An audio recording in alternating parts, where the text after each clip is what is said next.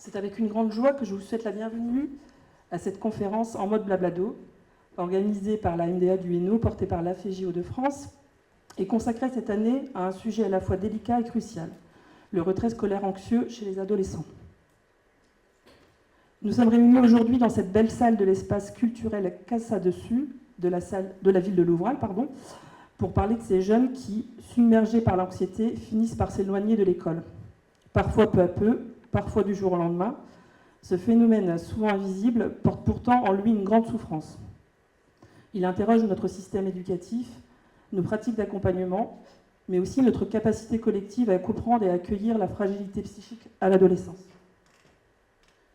Le retrait scolaire anxieux n'est ni un caprice, ni un simple désintérêt pour l'école. Il est souvent le symptôme d'un mal-être profond, d'une pression insoutenable et d'un besoin urgent d'aide. C'est précisément ce que les équipes de la MDA du Hainaut cherchent à offrir. Un espace pour entendre, comprendre, échanger, construire ensemble des réponses humaines, respectueuses et efficaces. Aujourd'hui, à travers les témoignages, les apports d'experts et les échanges, nous allons croiser nos regards. Celui des professionnels de santé et de l'éducation, celui des familles, mais aussi et surtout celui des jeunes eux-mêmes, car ils sont au cœur de nos préoccupations et ils sont aussi porteurs de solutions. Je tiens à remercier chaleureusement toutes les personnes qui ont contribué à l'organisation de cette journée. En premier lieu, toute mon équipe, engagée de la Maison des Ados, qui a organisé cette conférence avec le soutien des bénévoles de la MDA. Vous les verrez tout à l'heure, elles sont ici présentes. Tous les intervenants qui ont accepté de partager leur expertise sur le sujet, Madame Kino, Madame Van de Waal, Madame Zito, Monsieur Abdelli, le Dr Gweb, Madame Lissandret, et je salue également Monsieur le maire de Louvrales, Monsieur Ascon et ses équipes. Un remerciement tout particulier à Axel, alors je ne le vois plus, il était là tout à l'heure, qui fait preuve de beaucoup de courage ce soir en venant témoigner de sa propre expérience. Merci à la Direction générale de l'AFJ ainsi qu'au service support pour leur soutien et accompagnement. Merci aux professionnels et aux jeunes du DITEP, Sandra Vénois, qui ont préparé avec beaucoup de plaisir le buffet de fin de conférence et que vous pourrez croiser tout à l'heure. Je remercie enfin chacun d'entre vous pour votre présence. Elle témoigne de l'intérêt grandissant et ô combien nécessaire pour la thématique du soir. Que cette conférence soit non seulement un moment de réflexion, mais aussi un levier pour renforcer nos actions sur le terrain dans un seul but, accompagner chaque adolescent là où il est, sans jugement, avec patience et avec confiance. Je vous souhaite une soirée riche, inspirante et porteuse d'espoir.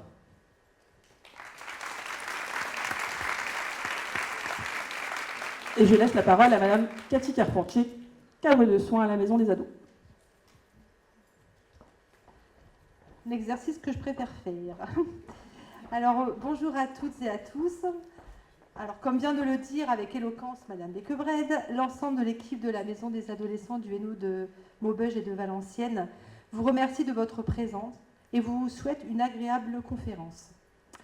Je tiens également à remercier Madame Becquebrède, qui, sans elle, notre conférence en mode blabladé n'aurait pas lieu. Un clin d'œil particulier à Axel. Merci à toi. Cette soirée sera animée par Madame Lissandret, qui est tout au bout là, qui est tout au fond, elle va lever sa main. Salut. Qui est facilitatrice graphique, qui tout au long de cette soirée va illustrer vos mots, vos idées lors de nos échanges. Cette planche n'est que pour vous. Alors, n'hésitez pas à interagir avec Lise. Si quelque chose vous dérange dans les petits dessins qu'elle va programmer ou que vous souhaiteriez plutôt remettre sur la planche. Je laisse maintenant place aux artistes, Ophélie, Pauline et Axel. Bonjour, alors je suis Louise Ophélie, bénévole père aidante à la Maison des Adolescents de Maubeuge et voici ma collègue.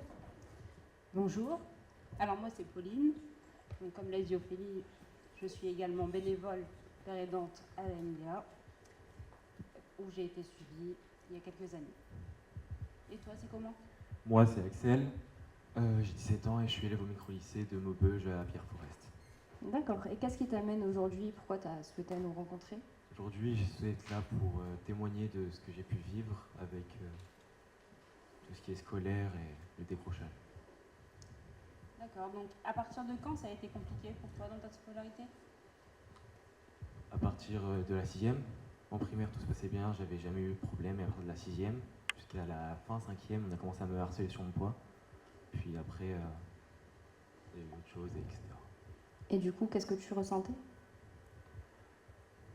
J'ai ressenti un profond mal-être, de l'anxiété, ça a commencé à partir de là, une boule au ventre en me levant le matin, et un vide assez profond. Est-ce que tu en as parlé à quelqu'un de ce que tu ressentais? À ce moment-là, non, j'en parlais pas du tout et je le gardais pour moi, j'avais peur de déranger les gens autour de moi. Ok. Et du coup, ensuite, il y a eu le confinement. Donc, déjà, comment ça s'est passé le confinement? Mon confinement s'est bien passé, et ça m'a permis de m'éloigner de tout ça et de ce que je pouvais ressentir. Et comment tu as envisagé du coup le retour à l'école après le confinement? Après le confinement, c'était assez compliqué. Je me suis dit que ça allait recommencer ici, c'était dans ma classe, etc. Mais heureusement, ils n'ont pas été avec les nouvelles mesures. Du coup, en quatrième, j'ai rien eu de particulier comparé à la troisième où ça a repris comme ça. Je vais revenir sur le fait que tu disais que tu en parlais à personne. Est-ce qu'il y avait des raisons particulières sur le fait que tu en parlais à personne, que ça allait pas à l'école? J'avais peur de déranger les gens qu'il y avait autour de moi et d'inquiéter mes parents et le reste de mon entourage. D'accord. Et du coup, tu arrivais quand même à suivre le rythme scolaire? Le rythme scolaire au collège, ça allait. J'ai réussi toujours à garder une moyenne assez stable, des notes correctes et pas trop d'absence à part à la fin troisième où j'ai commencé à doucement aller de moins en moins en cours. Et est-ce qu'en troisième, tu as obtenu ton brevet? Oui, j'ai obtenu le brevet assez facilement. Et du coup, tu te sentais capable de passer en seconde après ça? La seconde a été assez compliquée aussi parce que déjà j'ai été affecté dans le lycée où je connaissais personne. Et du coup je me suis dit après que ça pouvait faire un retour à zéro également. Du coup je suis arrivé en seconde, j'ai essayé de suivre un rythme normal. Mais au bout d'un moment j'ai décroché, j'arrivais plus du tout et j'y allais une fois par semaine dans les meilleures semaines. Et à ce moment-là, est-ce que tu en as parlé à quelqu'un ou toujours pas? J'en parlais toujours pas et j'ai toujours aussi peur de déranger les gens. Et vu que tu n'en parlais à personne, comment tu faisais pour extérioriser tout ça? Je faisais beaucoup de sport, surtout du basket, où je passais mes journées sur le terrain quand j'avais du temps libre. À quel point tu en faisais du basket? Et tu faisais que du basket ou tu faisais d'autres sports? Je faisais un peu de sport chez moi aussi, mais je faisais du basket assez sexy, ça devenait maladif presque, et du coup ça m'a causé des problèmes physiques, blessures, etc. D'accord. Et du coup, les absences, elles étaient toujours répétées en seconde? En seconde, les absences elles étaient répétées tout le temps, Ouais. tout le temps, tout le temps, et c'était plus des jours entiers que des demi-journées. Et tu as quand même envisagé de faire une première? J'ai envisagé de faire une première en fuyant les problèmes que j'avais ici, en partant du côté de Saint-Amand-les-Eaux, où cette fois tout s'est bien passé scolairement, même si j'ai eu du mal, j'avais toujours le stress des cours, etc. Mais c'est à la maison où ça allait pas du tout. Du coup, du côté de chez mon papa. Et du coup, ce qui a fait que ça a créé une angoisse encore plus, parce qu'il me mettait une pression pour que j'aille en cours et que je obtienne des résultats exceptionnels. Donc à ce moment-là, on peut dire que à l'école ça allait, mais que tes angoisses, tes anciennes angoisses, elles étaient revenues. C'est ça. Et est-ce que ça a eu des conséquences, tout ça? Le fait que je m'étais fait harceler sur mon poids en 6e, 5e, ça a fait que je mangeais plus. Je mangeais une fois par jour, une fois tous les 2 jours des fois. J'avais perdu beaucoup de poids et j'ai commencé à m'automutiler et aussi à penser au suicide. Et tout ça, ça a duré jusqu'à quand à peu près? Ça a duré jusqu'à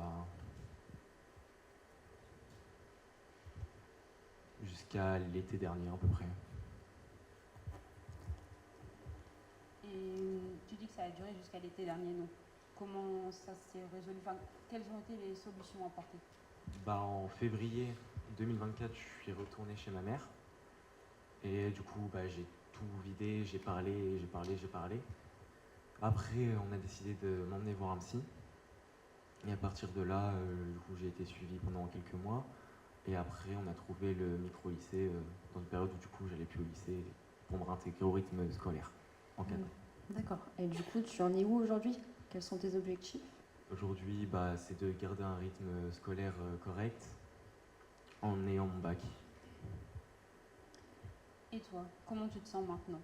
Maintenant, je me sens mieux, clairement, et j'essaie de garder le sourire au quotidien. C'est très bien tout ça. Bravo.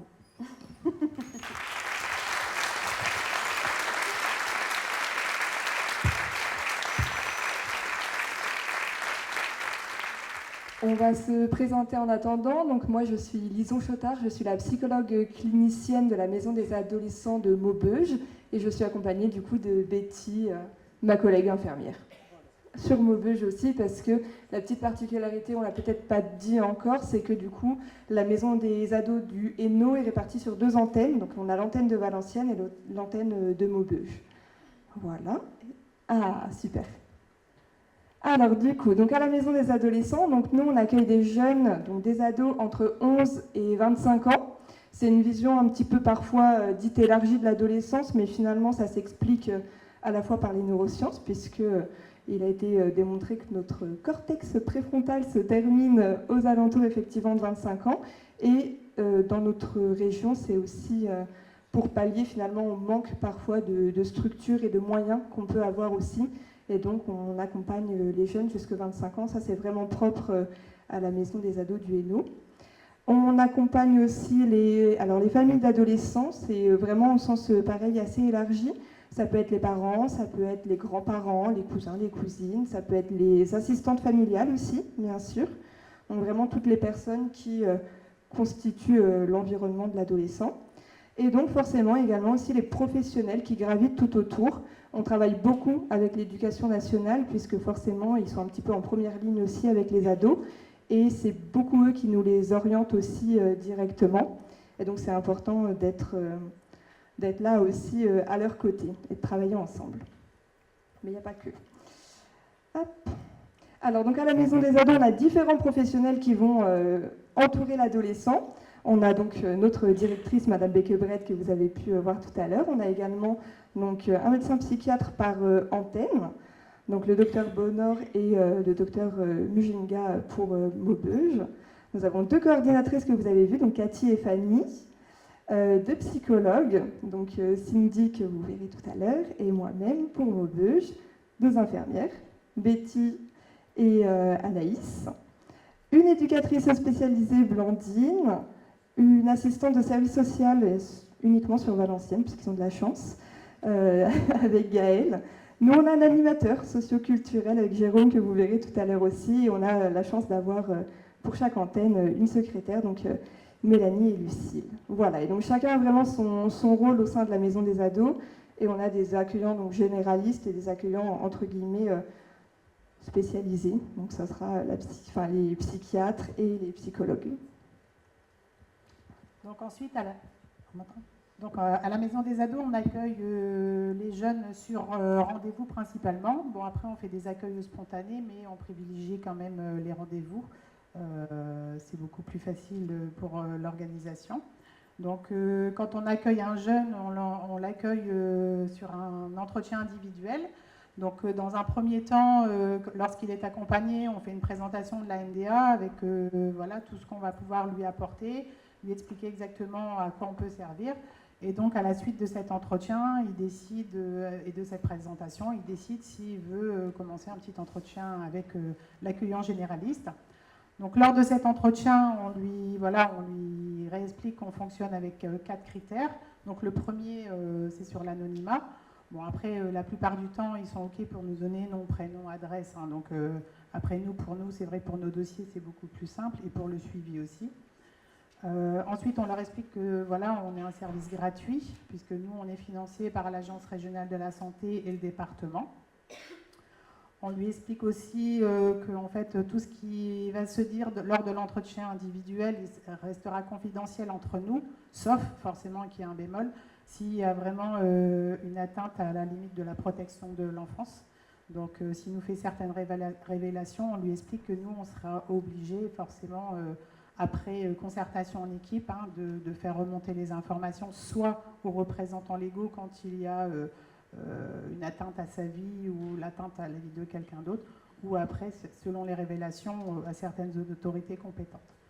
Donc on lui explique aussi on fonctionne sur de la libre adhésion. C'est-à-dire que la première fois, le jeune a toujours tendance à être un petit peu forcé un peu par les parents ou un petit peu par certains de l'éducation nationale où ils leur préconisent de venir nous voir. Donc ils se sentent un petit peu forcés à venir, ils ne sont pas trop d'attaques, mais après quand on leur explique ce qu'on peut leur apporter, ils sont OK pour revenir et donc on reste sur de la libre adhésion. Donc les thématiques que l'on peut rencontrer avec ces jeunes, donc souvent on est quand même confronté à la relation parent-ado avec tous les conflits qu'implique l'adolescence. Donc le harcèlement, le cyberharcèlement, tout ce qui est comportement à risque, avec tout ce qui est consommation d'alcool, consommation de substances psychoactives, voire des faits de prostitution, tout ce qui est violence intrafamiliale, les automutilations, tout ce qui est troubles du comportement alimentaire, les problèmes avec les réseaux sociaux, et puis avec une recrudescence importante ces dernières années, le retrait scolaire anxieux. Que ça a passé de nom en nom, donc voilà, on est sur le retrait scolaire anxieux, donc la thématique qui va être abordée aujourd'hui.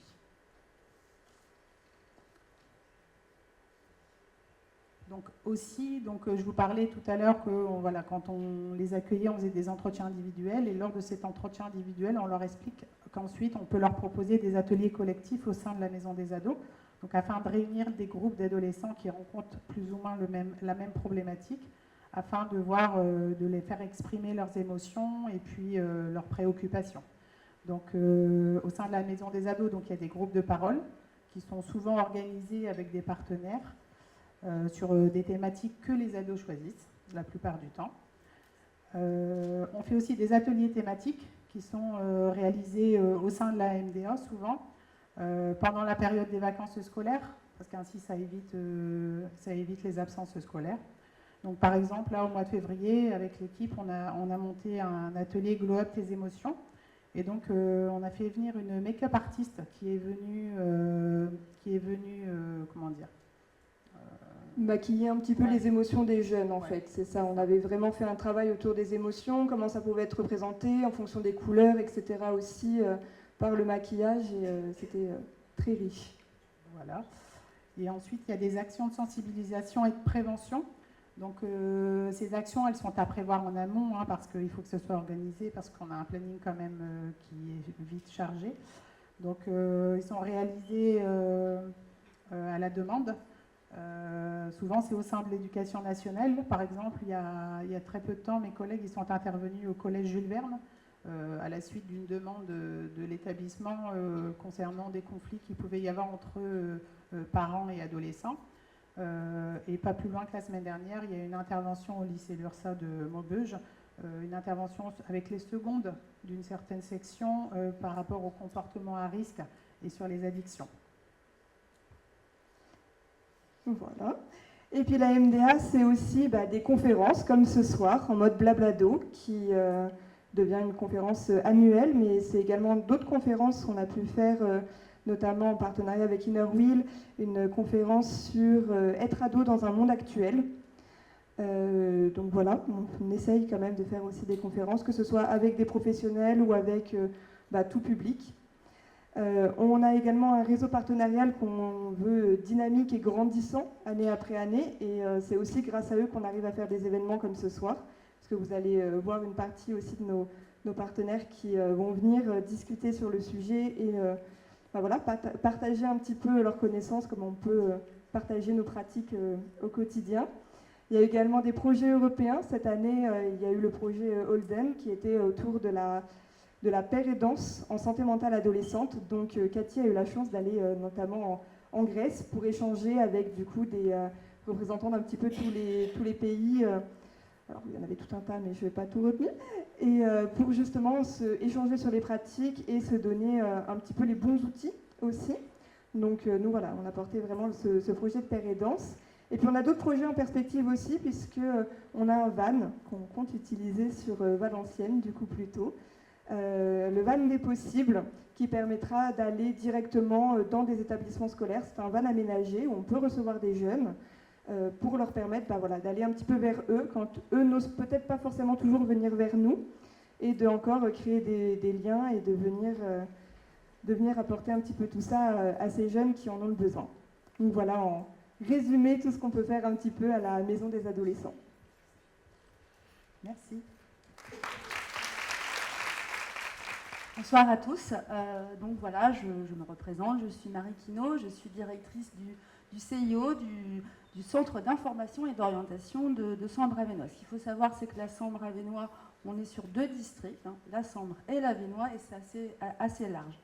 Le CIO, c'est quoi? C'est un service déconcentré de la DSDEN, du rectorat de l'île. Il faut le savoir, on n'est pas un établissement scolaire, hein.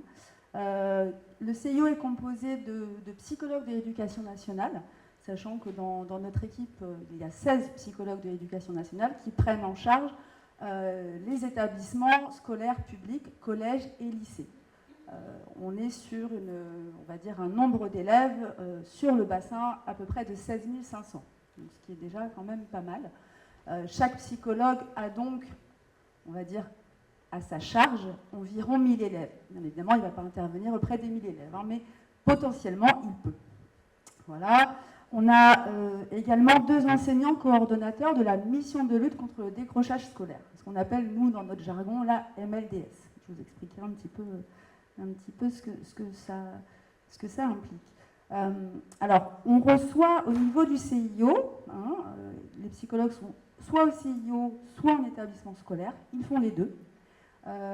Principalement des élèves de la 6e jusqu'au post-bac, voire même des adultes. D'accord ? Des adultes qui sont en reconversion professionnelle, ça arrive de moins en moins, on est plus sur des scolaires, des élèves du public comme du privé. D'accord ?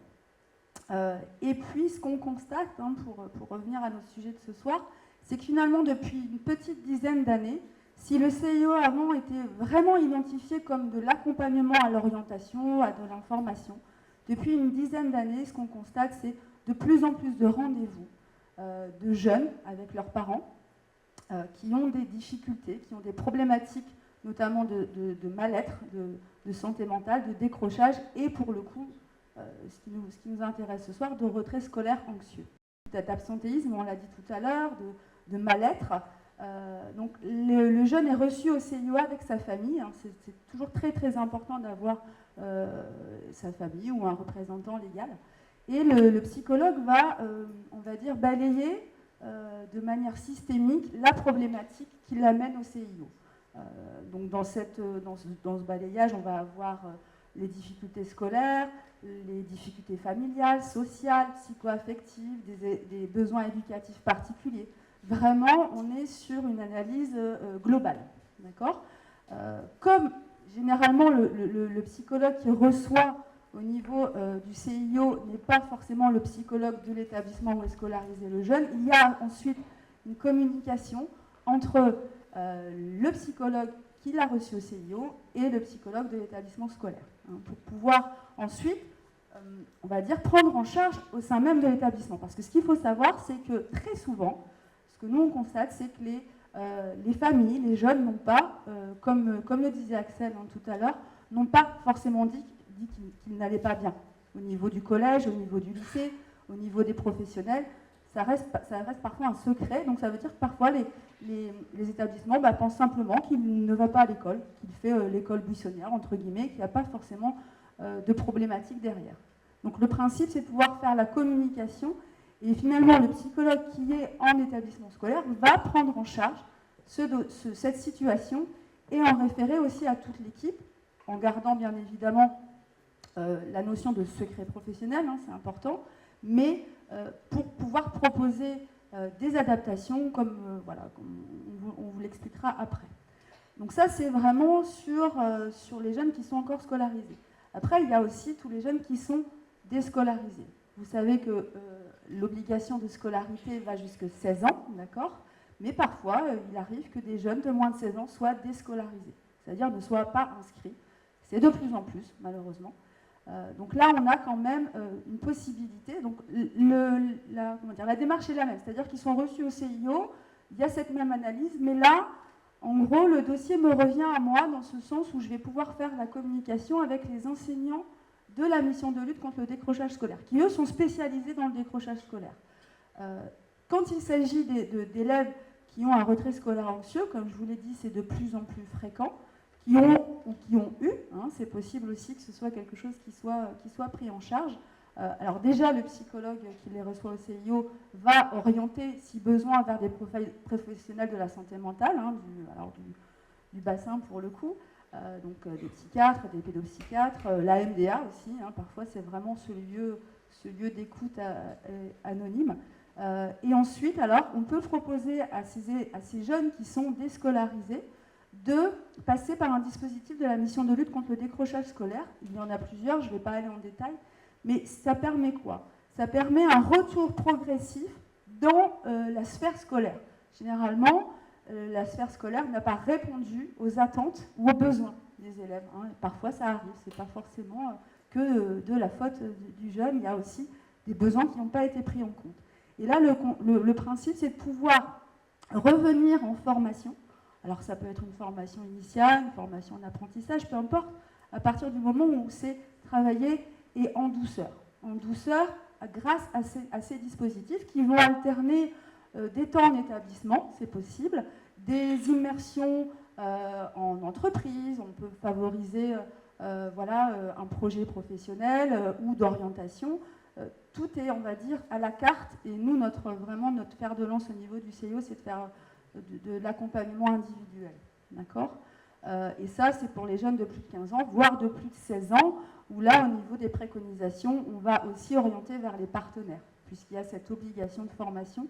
Dans tous les cas, pour conclure, hein, ce que nous, on constate, c'est que finalement, le décrochage scolaire, hein, c'est notre lutte quotidienne avec mes collègues, avec toute l'équipe, avec aussi les établissements scolaires. Le décrochage scolaire, c'est multifactoriel et ça entraîne forcément des conséquences de l'isolement. Et pour le coup, le retrait scolaire anxieux a vraiment toute sa place et de la prise en charge aussi avec tous les partenaires, éducation nationale et hors éducation nationale. Voilà. Là, je vais laisser la parole à Mme Van Val, qui est ma collègue et qui va vous expliquer plus en détail au niveau des établissements. Merci.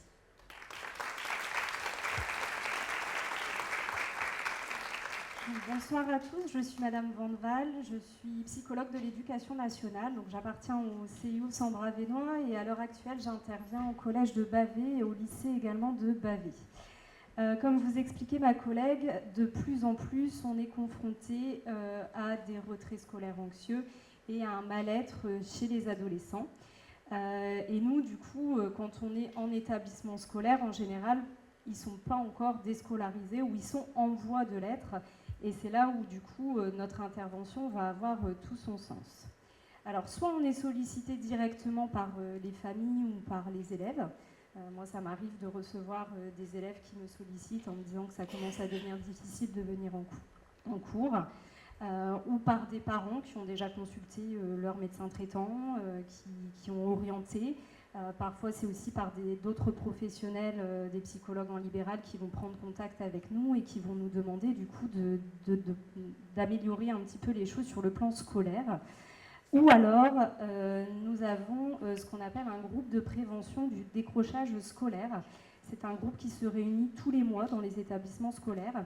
En général, il est constitué du chef d'établissement ou de l'adjoint du chef d'établissement, du CPE, assistants sociaux, infirmiers et psychologues de l'éducation nationale et parfois d'autres partenaires.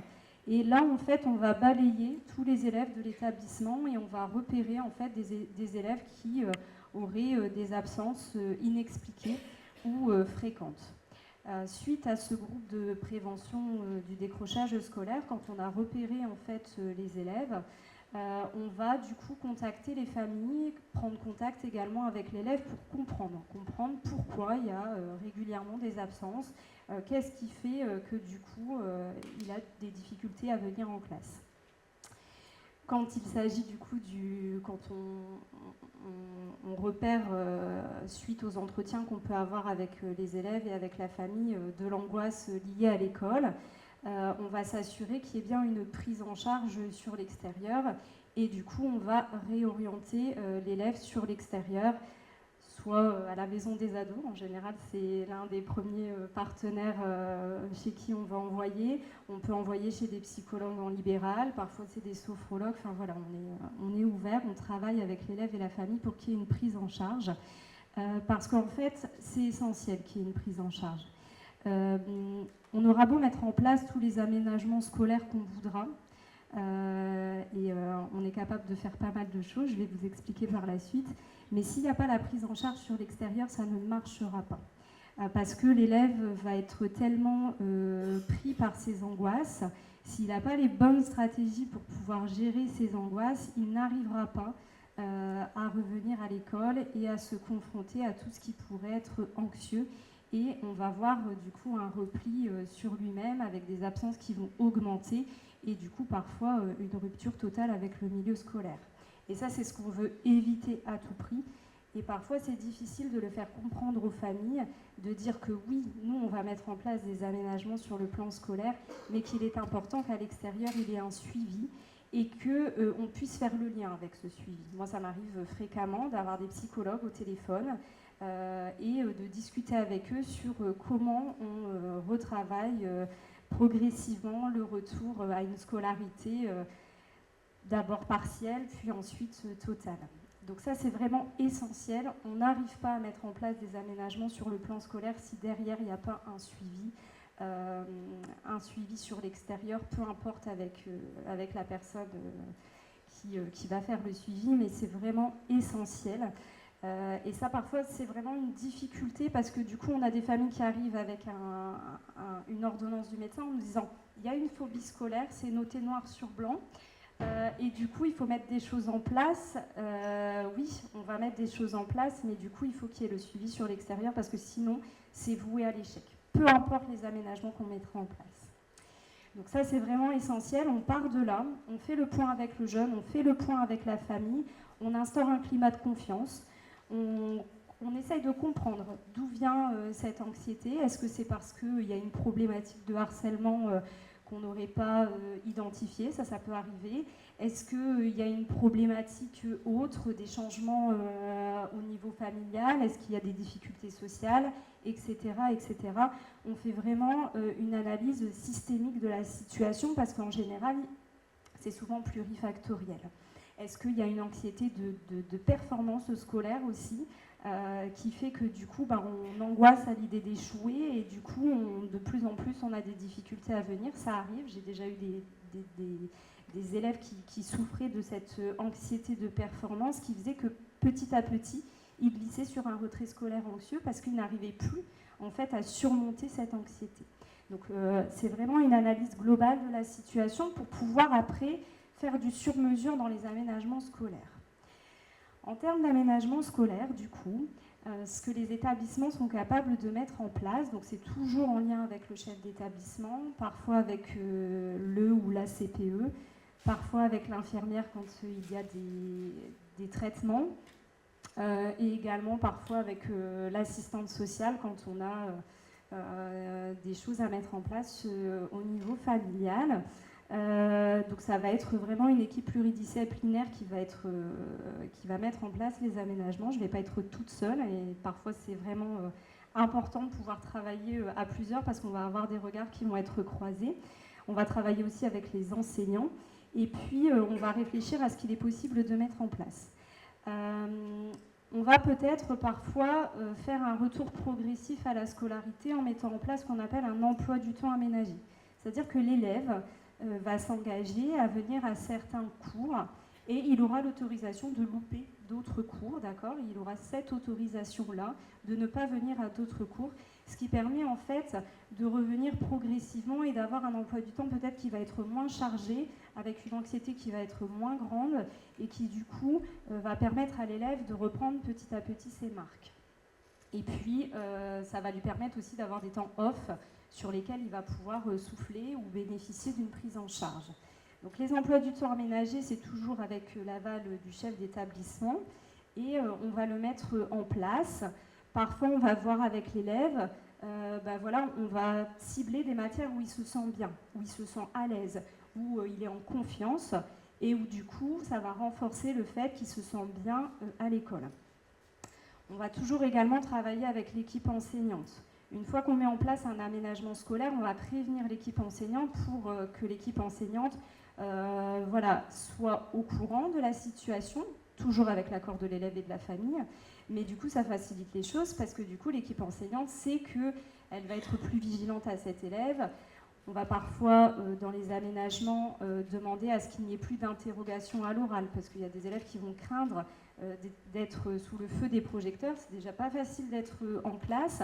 Donc en plus, si on met le feu sur eux, plein phare, on va t'interroger et puis il n'aura peut-être pas forcément la bonne réponse, c'est pas le bon plan.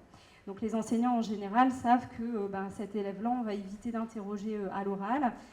Quand il est nécessaire du coup d'interroger à l'oral, ce qu'on peut mettre en place au niveau des aménagements, c'est du coup des interrogations à l'oral qui se font sur le temps des récréations ou en dehors des cours, avec l'accord de l'élève. Moi, il m'est déjà arrivé, j'avais un élève qui n'arrivait pas du tout à aller en classe, c'était pas du tout possible. Déjà, le simple fait de passer la porte de l'établissement, c'était très très compliqué. Donc ce qu'on avait travaillé avec sa psychologue en libéral, c'était qu'il venait dans l'établissement et il était pris en charge par un AED, donc un assistant d'éducation. Il reprenait en fait ses cours, on lui fournissait du coup les cours et l'AED venait en aide si jamais il ne comprenait pas les cours. Donc ça c'est une possibilité, c'est des cas quand même qui sont assez rares, mais ça peut arriver. Là on était vraiment dans un cas assez extrême et du coup c'était très compliqué d'arriver à revenir au moins à assister à un ou deux cours, c'était pas du tout possible.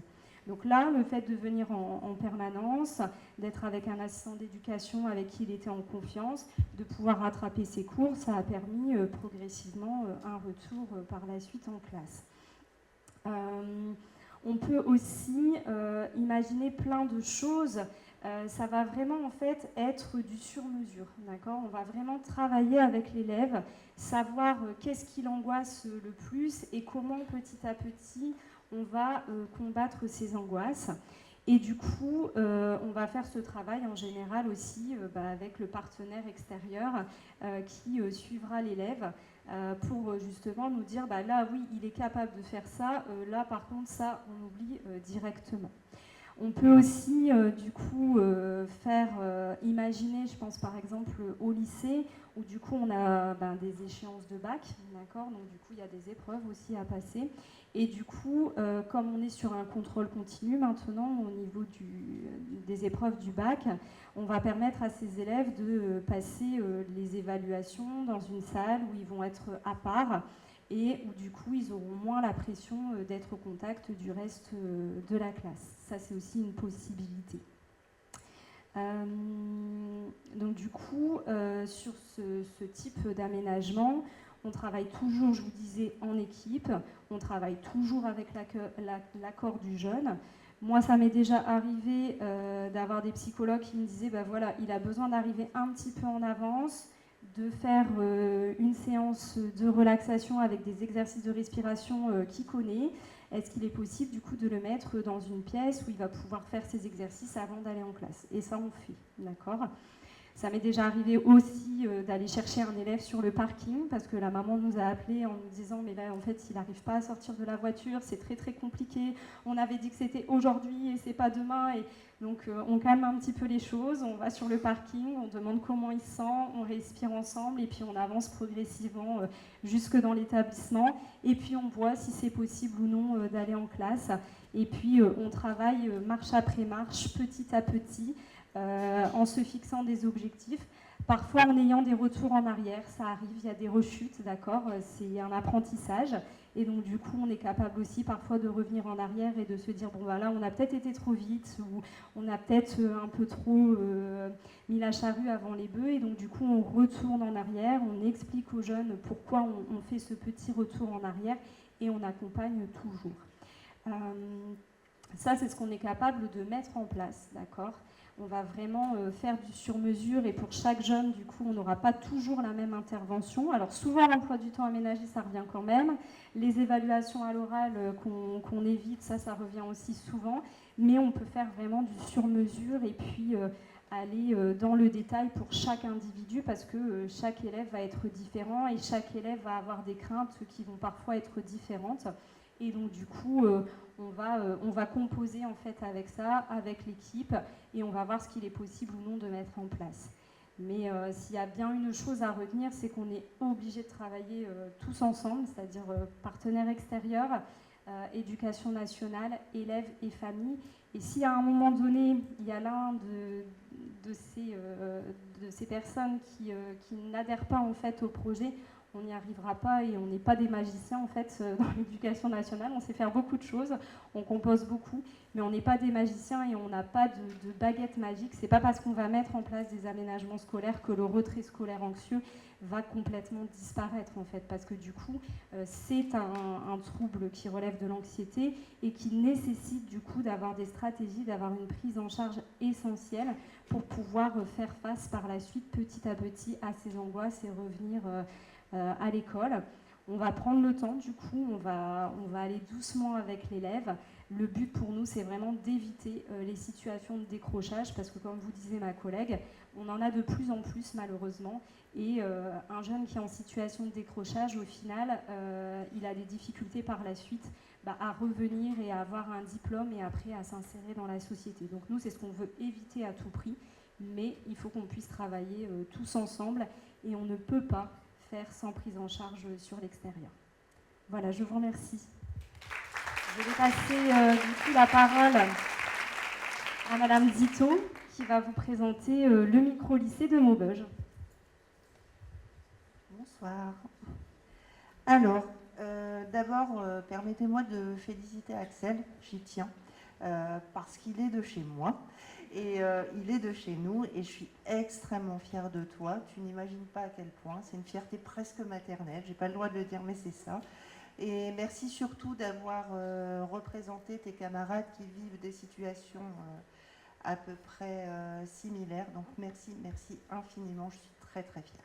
Et je pense que Madame Caramel, qui est la chef d'établissement du lycée Pierre Fauré, notre lycée hébergeant, est tout aussi fière.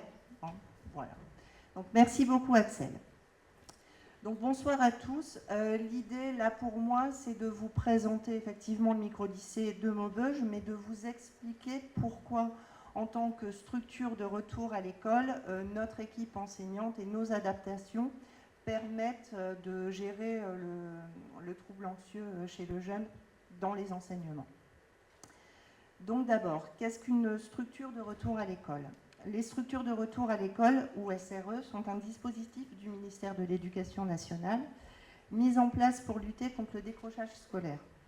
Elles font partie d'une politique publique plus large d'inclusion scolaire et de remobilisation des élèves décrocheurs, impulsée notamment par la circulaire du 29 mars 2013, et je vous promets que c'est la seule date et la seule circulaire que je citerai, relative à la prévention du décrochage et au développement des dispositifs de retour à l'école, de retour en formation. Pardon. Dans l'Académie de Lille, il existe 6 structures de retour à l'école, 3 micro-collèges, Lens, Lille et Calais, 2 micro-lycées, Maubeuge et Liévin, et un lycée de la Nouvelle-Chance sur Condé-sur-Lescaut. Les structures de retour à l'école, dont les micro-lycées sont une identité phare, sont conçues pour accueillir des jeunes de 16 à 25 ans, sortis du système scolaire avec un niveau de classe de 3e, déscolarisés depuis au minimum 6 mois et jusqu'à plusieurs années. Elles offrent un cadre souple, bienveillant mais structurant, avec des projets pédagogiques individualisés et permettent une reprise progressive des apprentissages. Dans une structure de retour à l'école, il s'agit de porter des valeurs, donc les valeurs de persévérance scolaire, et de permettre aux jeunes d'accéder au baccalauréat avec confiance dans ses aptitudes, en construisant avec lui un parcours d'orientation réfléchi et choisi, et surtout de se reconnecter avec les autres et avec la société. La structure de retour à l'école se distingue par 3 caractéristiques majeures: un accompagnement personnalisé basé sur la relation de confiance avec les adultes de l'équipe éducative, une pédagogie adaptée souvent centrée sur des projets, l'oralité, le tutorat, des modalités d'évaluation différenciées. On va beaucoup axer sur les compétences, l'évaluation par compétences et non par l'évaluation chiffrée, qui est quand même une évaluation qui fait peur. Et ensuite, une approche globale de la situation d'élève, sa situation scolaire, mais aussi sa situation sociale, psychologique, voire médicale, en lien avec les partenaires du territoire, les missions locales, les services sociaux, les associations. Donc, quel profil d'élèves trouve-t-on au micro-lycée? En fait, les micro-lycées accueillent une grande diversité de profils, mais ils ont tous en commun un parcours de rupture scolaire. Ce sont des élèves, et vous avez pu le constater, des élèves intelligents, brillants, sensibles, très lucides sur leurs difficultés, mais marqués par des expériences douloureuses avec l'institution scolaire. On peut distinguer plusieurs types de profils, des élèves ayant rencontré des difficultés scolaires dites chroniques, des troubles des apprentissages, une perte de sens dans les enseignements traditionnels, des jeunes ayant vécu des situations de harcèlement, de phobie, de rejet, qui ont entraîné un isolement et forcément une démotivation. Des jeunes en souffrance psychique, dont une part significative présentant des troubles anxieux, dépressifs, voire des diagnostics plus lourds, troubles de l'humeur, TSA, TDAH, etc. Donc voilà. Ce qui caractérise ces jeunes, systématiquement, et peu importe leur parcours, c'est leur volonté de réintégrer un parcours de formation, mais à condition que les modalités soient respectueuses de leur rythme, de leur histoire et de leur singularité. Le jeune qui arrive en micro-lycée, c'est déjà la manière dont il va vouloir reprendre son parcours. Et il va être vraiment acteur complet de ces 3 potentielles années d'études pour repréparer le baccalauréat. Donc, puisque c'est le thème aujourd'hui, comment nous incluons la pathologie anxieuse dans nos enseignements et nous assurons malgré tout la réussite des élèves, parce que je tiens à souligner que depuis 3 ans maintenant, le micro-lycée de Maubeuge a reçu systématiquement, tous les élèves ont été reçus au baccalauréat, il n'y a eu aucun échec sur tous les élèves présentés. Donc ça, c'est vraiment un indicateur majeur à retenir, c'est que tout au long de ce parcours, ce qui est fait par l'équipe enseignante autour du jeune lui permet vraiment de trouver sa place non seulement dans sa scolarité, mais aussi de travailler sa socialisation et son insertion et de préparer son avenir et notamment le fameux Parcoursup, le parcours supérieur. Toujours est-il qu'à l'heure actuelle, pas d'échec au baccalauréat pour notre micro-lycée territoire. Donc, comment nous incluons cette pathologie anxieuse dans nos enseignements? En fait, l'anxiété scolaire et les troubles anxieux généralisés sont des réalités fréquentes dans le public micro-lycée. Il est donc fondamental d'adapter notre approche pour éviter que l'école ne soit perçue comme une source supplémentaire de stress. Aussi, notre réponse repose sur plusieurs leviers pédagogiques et relationnels. Tout d'abord, la pédagogie différenciée et progressive. Donc concrètement, les attentes sont modulées en fonction de l'état émotionnel de l'élève. On parlait tout à l'heure de l'évaluation, donc elle n'est surtout pas punitive, mais formative. Les temps d'épreuve écrite ou orale sont pensés avec le jeune et planifiés selon ses possibilités. Techniquement, si le jeune, le jeudi à 10h, n'est pas prêt pour faire son évaluation de mathématiques, ça n'est pas grave. On peut la reporter 15 jours après, dès le moment où lui se sentira prêt parce que ayant acquis les connaissances pour mettre en pratique cette évaluation. Nous proposons à ce titre des lieux d'exercice différents que la classe. L'évaluation, elle peut se faire en classe, mais elle peut se faire dans le bureau accueillant, elle peut se faire en salle annexe, en cours avec un enseignant dit rassurant, une figure rassurante. Nous prévenons de l'évaluation, alors il y a quand même des évaluations obligatoires, hein, sinon ça serait Disneyland. Donc nous prévenons de l'évaluation obligatoire trimestrielle qui est non négociable et nous acceptons que les ratés, les loupés ne soient pas comptés et soient refaits. C'est-à-dire que le jeune, même s'il n'est pas bon, alors excusez-moi de toujours citer les mathématiques, hein, c'est un traumatisme certainement.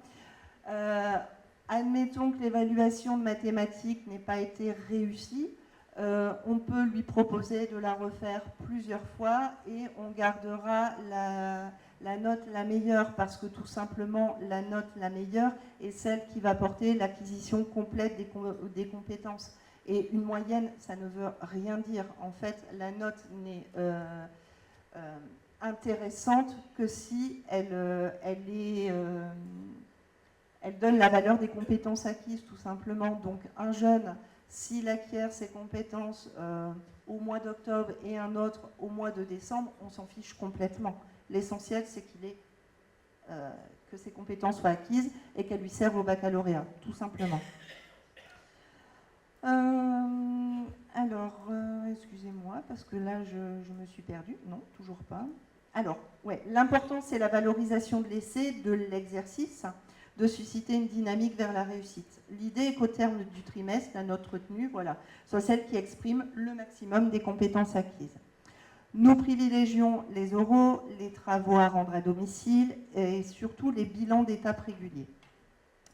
Un autre levier, c'est le climat de sécurité affective. Donc les équipes sont formées à la posture bienveillante. Le respect, l'écoute active, la valorisation des réussites, même minimes, sont au cœur de notre accompagnement. Toute contrariété, parce que Dieu sait qu'un élève du micro-lycée est contrarié de la minute où il passe la porte du lycée jusqu'à sa sortie. Donc toute contrariété est verbalisée et les heures de tutorat dans l'emploi du temps menées par les enseignants de l'équipe favorisent ces temps de parole. Le lieu est clairement identifié comme un espace rassurant avec des salles de repos, des salles de détente. Nous autorisons les sorties de cours pour se poser dans ces salles de repos si l'anxiété est trop importante et le jeune peut rencontrer tous les personnels de l'établissement, psychologues de l'éducation nationale, infirmiers, à tout moment. Un autre levier, c'est la temporalité adaptée. Donc la reprise est progressive. Certains élèves reprennent à temps partiel ou sur certaines disciplines uniquement, avec une montée en charge progressive. Les emplois du temps sont aménagés et adaptés aux pathologies et aux possibilités de chacun. Il ne faut pas oublier, ça c'est vraiment important, et le système ordinaire a tendance vraiment à oublier que l'école est un effort pour certains jeunes, surtout ceux qui souffrent de cette anxiété, et donc qu'un retour à l'école engage un effort physique et intellectuel réellement conséquent pour ces jeunes qui ont perdu le rythme scolaire parfois depuis des années. Donc l'autorisation, le droit au retour progressif, c'est un impératif et c'est un dû aux jeunes qui a le courage de reprendre sa scolarité. Autre levier, la coordination avec les partenaires médico-psychologiques. Nous travaillons, donc je l'ai déjà dit, avec les psychologues de l'éducation nationale, les CMPP, les structures hospitalières et les psychothérapeutes libéraux.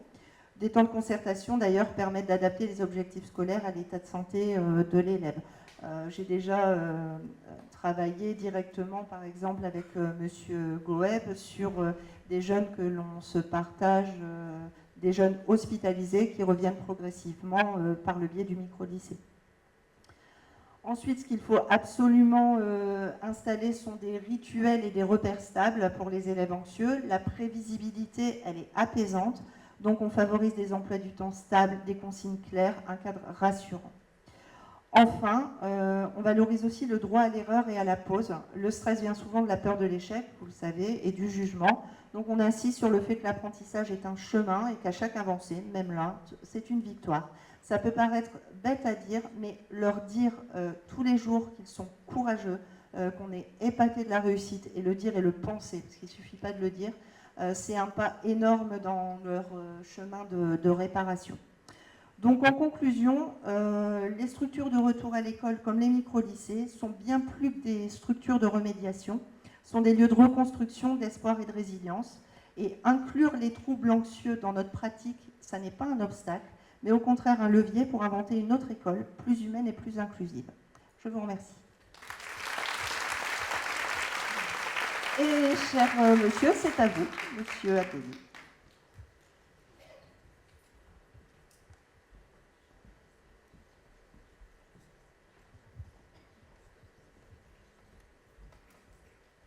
Bonsoir.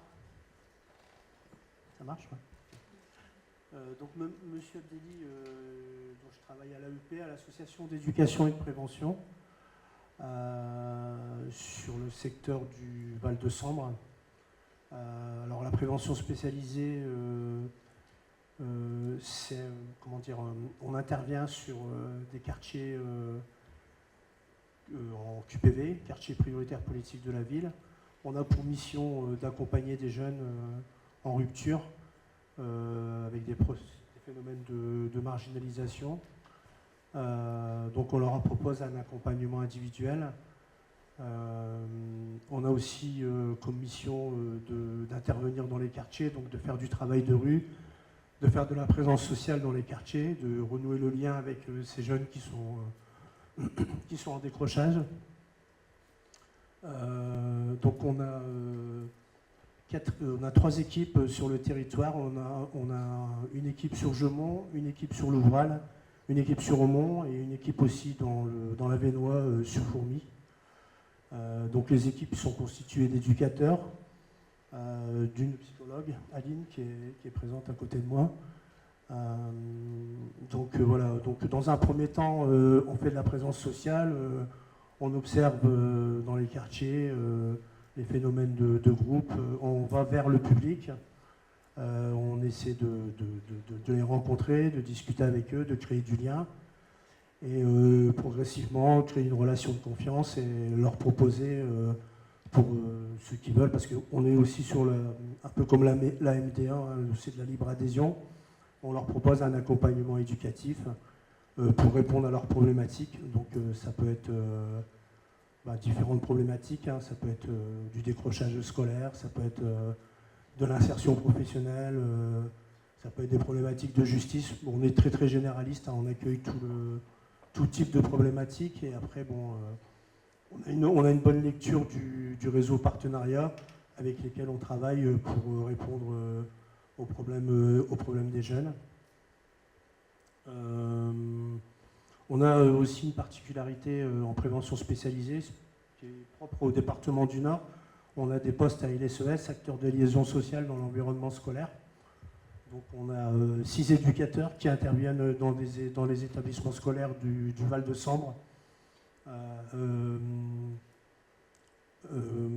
sous forme de permanence. Donc ils ont des permanences dans les collèges REP, REP+, donc sur les 2 collèges d'Aumont, sur le collège de Gemont, sur le collège de Aulnois, de Fény, sur les 2 collèges de Fourmies, sur le collège de Louvral. Donc, alors ils font partie intégrante de l'équipe de prévention spécialisée, mais ils ont une spécificité, c'est d'accompagner les jeunes collégiens. Donc ils ont des permanences dans les établissements scolaires, mais ils ont aussi pour mission de rencontrer aussi le public collégien dans les quartiers, au niveau des permanences, mais aussi à domicile. Donc c'est un travail de lien entre l'établissement scolaire, l'environnement du jeune et les familles. L'objectif étant de lutter contre le décrochage scolaire, de lutter contre l'absentéisme, de proposer aussi aux jeunes un accompagnement sur l'orientation, mais aussi sur le mal-être que les jeunes peuvent rencontrer quand ils sont au collège. Donc, j'ai oublié de vous dire la tranche d'âge en prévention spécialisée, on est sur du 11-21 ans. Donc ça peut, voilà, donc c'est du collège, ça peut être aussi des lycéens, ça peut être des jeunes qui sont décrocheurs, qui sont marginalisés. Et donc on propose cet accompagnement. Et donc pour ce faire, pour accrocher un peu tous ces jeunes, on met aussi en place des actions spécifiques en lien en fonction des problématiques. On met en place tous les ans, par exemple, pour être un peu en phase avec la thématique, on met en projet une action qui s'appelle Garde de Cap pour des jeunes qui sont sortis du système scolaire depuis moins de 1 an. C'est des jeunes qui sont décrocheurs, qui ont arrêté l'école,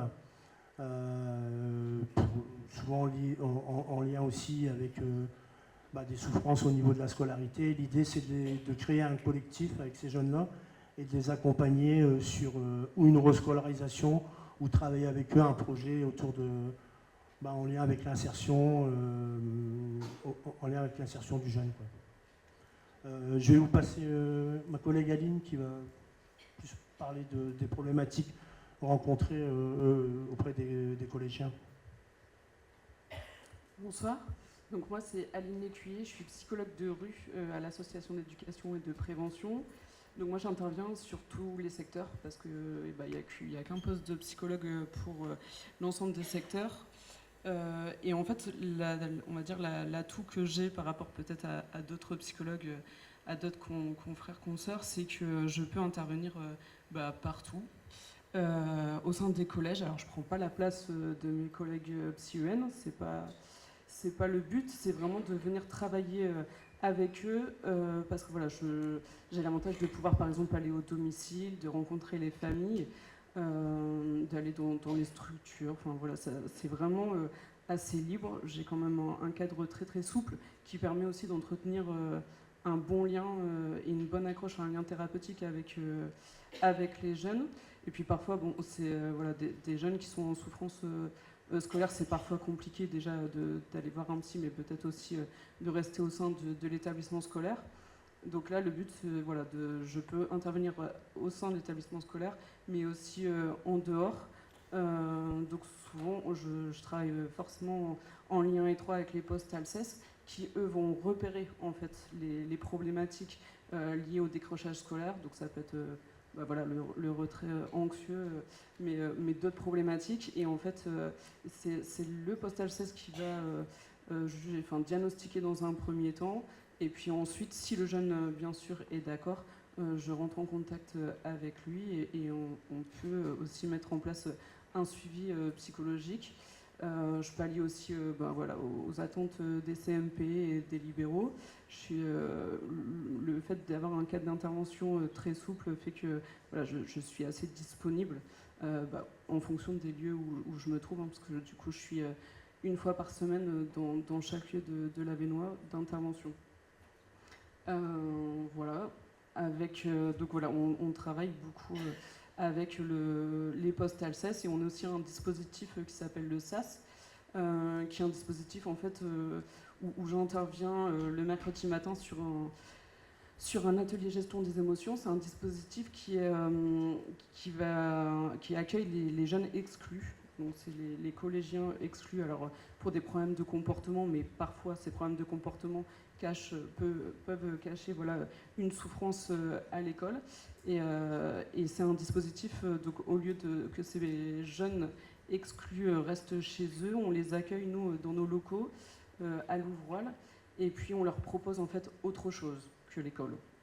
Donc on maintient quand même un lien pédagogique avec un cours, enfin une prof de français qui accepte de venir faire un cours de français. Et ensuite, on est sur, par exemple, on va à Watissane, à la ferme à Gemont, où voilà, les jeunes peuvent faire, voilà, travailler d'autres compétences. Donc ça peut aussi engendrer une meilleure estime de soi. Enfin, en fait, c'est des jeunes qui souffrent à l'école de par voilà, un mauvais comportement ou des lacunes scolaires ou autres. Et du coup, de leur montrer qu'ils sont capables de faire des choses à travers d'autres ateliers que la pure pédagogie, ça les aide. Donc moi, je propose mon atelier sur la gestion des émotions. Alors, ce que je constate, c'est que voilà, ils sont en grande difficulté pour dire ce qu'ils ressentent. Donc vraiment donner des mots sur ce qu'ils ressentent dans les situations où ils se sentent pas bien, par exemple, où ils sont en colère. Voilà, même des fois, c'est dur pour eux de repérer les émotions. Voilà, donc on fait un travail là-dessus. Il y a aussi une sophrologue ou un sophrologue qui intervient voilà, pour essayer de les calmer, notamment dans les troubles anxieux généralisés. Voilà, c'est un dispositif qui est financé par la Cité éducative et qui, à l'heure actuelle, montre voilà, quand même du bénéfice pour ces jeunes-là. L'idée, c'est pas non plus qu'ils ne veulent plus retourner à l'école et que voilà, bon, il y en a certains quand même qui disent le SAS c'est mieux que l'école, ouais, d'accord, mais le but c'est quand même un retour à l'école.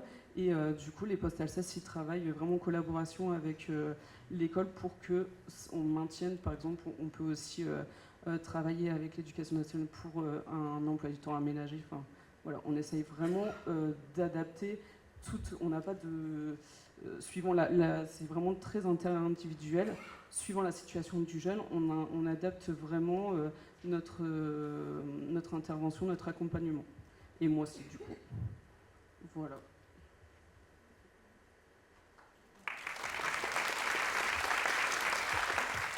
Bonsoir à toutes et à tous. Donc, je m'appelle Cindy Baudry, je suis psychologue effectivement à la Maison des Ados du Hainaut et moi j'interviens sur l'antenne de Valenciennes.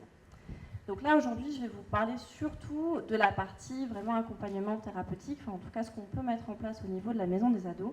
Je voulais revenir juste sur la notion de retrait scolaire anxieux, alors même si on a dit beaucoup de choses finalement, mais donc on a parlé des idées reçues, effectivement, enfin, le retrait scolaire anxieux c'est pas du tout un caprice. C'est pas flemme d'aller en cours ou j'ai pas envie. Enfin, c'est vraiment, dans le retrait scolaire anxieux, il y a anxieux. Donc c'est vraiment la difficulté à gérer au niveau de son anxiété et la difficulté à se rendre à l'école. C'est pas tant l'école qui fait peur, c'est ce qui pourrait peut-être se passer là-bas. Alors on a entendu dans le témoignage d'Axel qu'il y a eu un vécu de harcèlement scolaire. Donc ça, parfois, ça peut venir être la cause du retrait scolaire anxieux. Mais on a aussi entendu à travers toutes les interventions que finalement, il n'y a pas une cause unique. Il y a bien souvent différentes causes et en général, en plus, elles peuvent se cumuler. Donc on peut très bien avoir quelqu'un qui a vécu du harcèlement scolaire. Enfin, je ne sais pas si on m'entend bien. J'ai l'impression que ça coupe. Donc on peut très bien avoir quelqu'un qui a vécu du harcèlement scolaire, mais aussi par exemple des troubles des apprentissages associés. Donc voilà, pour vous dire que ça vient c'est cumuler ces difficultés et ça va générer vraiment beaucoup d'anxiété. Il suffit pour le coup qu'on ait des parents peut-être qui mettent beaucoup de pression sur les résultats scolaires, que l'élève finalement en classe voit qu'il est en difficulté et se compare beaucoup aux autres. Et alors là, effectivement, on a un combo pour générer beaucoup d'anxiété. Donc l'important, c'est vraiment de pouvoir dialoguer par rapport à ça et de ne pas venir stigmatiser, pointer du doigt, mais surtout permettre à la personne de pouvoir en parler, de pouvoir exprimer ce qu'elle ressent, ce qu'elle vit. Et le plus tôt on intervient, le mieux c'est, parce que l'objectif, c'est quand même d'éviter que tout ça, ça s'installe et que ça devienne chronique. Si on peut éviter et permettre à la personne de plus ou moins rapidement reprendre le chemin de l'école dite classique, ordinaire, c'est tant mieux. Après, pour certaines situations, malheureusement, ce ne sera pas forcément, enfin malheureusement ou heureusement, parce que finalement, on voit bien que le micro-lycée, c'est une solution qui convient parfaitement.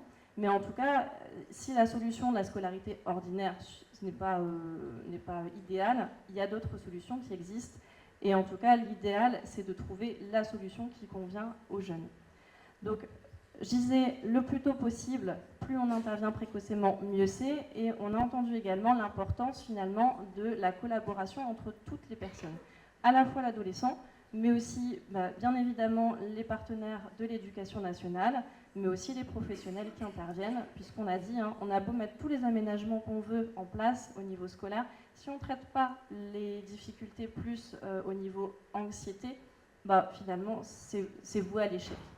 Donc moi, en tout cas, à ce niveau-là, c'est là où j'interviens, c'est-à-dire qu'au niveau de la maison des adolescents, donc, pour juste situer, on est à un lieu de consultation où on accompagne sur du court terme. Donc généralement, les ados qui passent la porte de la MDA sont reçus par mes collègues. On a expliqué un petit peu comment on fonctionnait et l'équipe, mais les accueillantes généralistes vont recevoir dans un premier temps. Et quand il y a des difficultés qui peuvent être peut-être plus accompagnées par un psychologue, en général, on en discute en équipe. Et puis, c'est là où mes collègues vont m'adresser finalement des adolescents que je vais rencontrer et avec qui je vais pouvoir échanger justement sur les difficultés qu'ils rencontrent. Et le but, c'est de pouvoir évaluer la situation. Donc, on va faire ce qu'on appelle l'analyse fonctionnelle. Alors moi, j'ai une approche TCC. TCC, ça veut dire thérapie cognitivo-comportementale. Donc l'idée, c'est de venir comprendre ce qu'il y a derrière ce retrait scolaire anxieux, d'identifier les difficultés et de pouvoir intervenir. On a parlé aussi du sur-mesure. Enfin, on construit du sur-mesure au niveau de l'accompagnement. Donc l'analyse fonctionnelle pour après définir un plan d'accompagnement. Donc les TCC, en fait, c'est basé sur l'idée que finalement, nos pensées vont avoir une incidence sur nos émotions et sur nos comportements. Et donc, bien évidemment que si on a face à nous un jeune qui est submergé par ses émotions et par des troubles anxieux, il va y avoir tout un tas de pensées anxiogènes. Dans les troubles, donc du coup, le retrait scolaire anxieux, ce que va chercher l'adolescent, finalement, c'est à échapper à cette situation. Parce que ce qui fait peur, en général, on l'évite. Sauf qu'en évitant les situations, finalement, il perd l'habitude d'être dans ces situations et de ressentir ce qui se passe et de voir ce qui peut se passer. Donc l'objectif, c'est pouvoir l'exposer progressivement. On a parlé tout à l'heure d'y aller par étapes. On va exposer progressivement le jeune à la situation qui lui fait peur, la situation qui est redoutée. Mais pour ça, on n'y va pas en prenant la situation la plus anxiogène. On va faire ce qu'on appelle une hiérarchisation des situations. On va demander à l'adolescent, c'est quoi qui te fait le plus peur? Et qu'est-ce qu'il y a entre deux? Et vraiment ce qui te fait le moins peur? Et puis on va commencer par ça finalement. Et quand on parle d'exposition progressive, on peut le faire tout à fait par imagination, en se disant, voilà, demain, t'imagines, tu as ton examen de maths, tu es face à ta copie. Bon, les maths, ça m'angoisse. Voilà. Ça, je pense que les maths, en plus, ça angoisse d'autres personnes. Mais tu es face à ta copie, voilà, qu'est-ce qui va se passer, comment tu vas gérer, qu'est-ce que tu peux te dire, et puis si tu rates, qu'est-ce qui peut se passer? Voilà, on va déconstruire un petit peu tout ça. Et puis on peut le faire aussi de manière réelle. Si par exemple on est face à un jeune qui a complètement décroché, rien que l'idée déjà d'aller devant l'établissement scolaire, c'est compliqué, ça peut être de s'exposer juste, ok, demain matin tu vas te réveiller, et puis on va aller jusqu'au collège ou au lycée. Et déjà on va voir un petit peu comment ça se passe. Si la personne elle a réussi à le faire, déjà c'est une petite victoire. Puis après la prochaine étape, ce sera peut-être de passer la grille, de voir un petit peu comment il sent. En fait, voilà, c'est vraiment l'idée d'y aller étape par étape, au rythme de l'élève, au rythme de l'adolescent. Bien sûr, tout ça, ça marche aussi que si on a outillé l'adolescent avec des techniques de relaxation, des techniques de gestion de son stress. On a parlé tout à l'heure d'aller aussi chercher des ressources extérieures avec le sport. D'ailleurs, Axel, je pense que le sport, c'est quelque chose qui t'a beaucoup aidé. Mais voilà, l'idée, c'est de trouver la ressource qui va permettre aux jeunes de pouvoir gérer son stress. Donc, si c'est de la relaxation, tant mieux, ça peut marcher. Mais d'autres n'adhèrent pas forcément. Si c'est un sport, c'est encore une autre idée. Si c'est le dessin, si c'est l'écriture, voilà. Le but, c'est de permettre aux jeunes de trouver sa petite solution pour pouvoir s'apaiser lui-même. Donc, toutes ces petites techniques, finalement, on les adapte. Comme j'ai dit, c'était du sur-mesure. On fait des mises en situation, des jeux de rôle, voilà, toutes ces choses sont possibles. Alors, je l'ai redit, donc on est sur du court terme, donc ça, au niveau de la maison des ados, on sait faire. Parfois, malheureusement, la situation, elle est déjà fortement installée, et là, en général, nous, on passe le relais. Alors, on passe le relais aux professionnels qui sont peut-être en libéral et qui peuvent assurer un suivi plus de longue durée. Mais on va aussi passer la main parfois au CMP. Alors déjà c'est selon les possibilités pour les familles de pouvoir financer en libéral, même si vous savez peut-être qu'il y a des séances de psychologie qui peuvent être remboursées par la sécurité sociale. Mais malheureusement sur le territoire, voilà, ça reste limité en nombre de professionnels. Et puis du coup, quand c'est limité, pour certaines familles, c'est pas forcément évident de pouvoir subvenir à des séances de psychologue en libéral. Donc on oriente vers le CMP ou le CMPP. Mais il existe aussi des cliniques. Donc il y a différentes solutions aussi d'accompagnement, plus sur le versant thérapeutique, sur du long cours.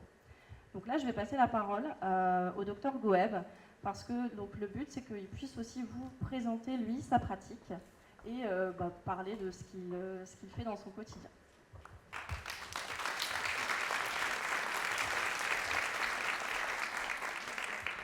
Bonsoir à tous. Alors, je ne pensais pas le remercier, mais il a parlé de la psychiatrie tellement, sous un air tellement favorable et aidant que je ne peux que le remercier, tant pis pour lui. Merci Axel.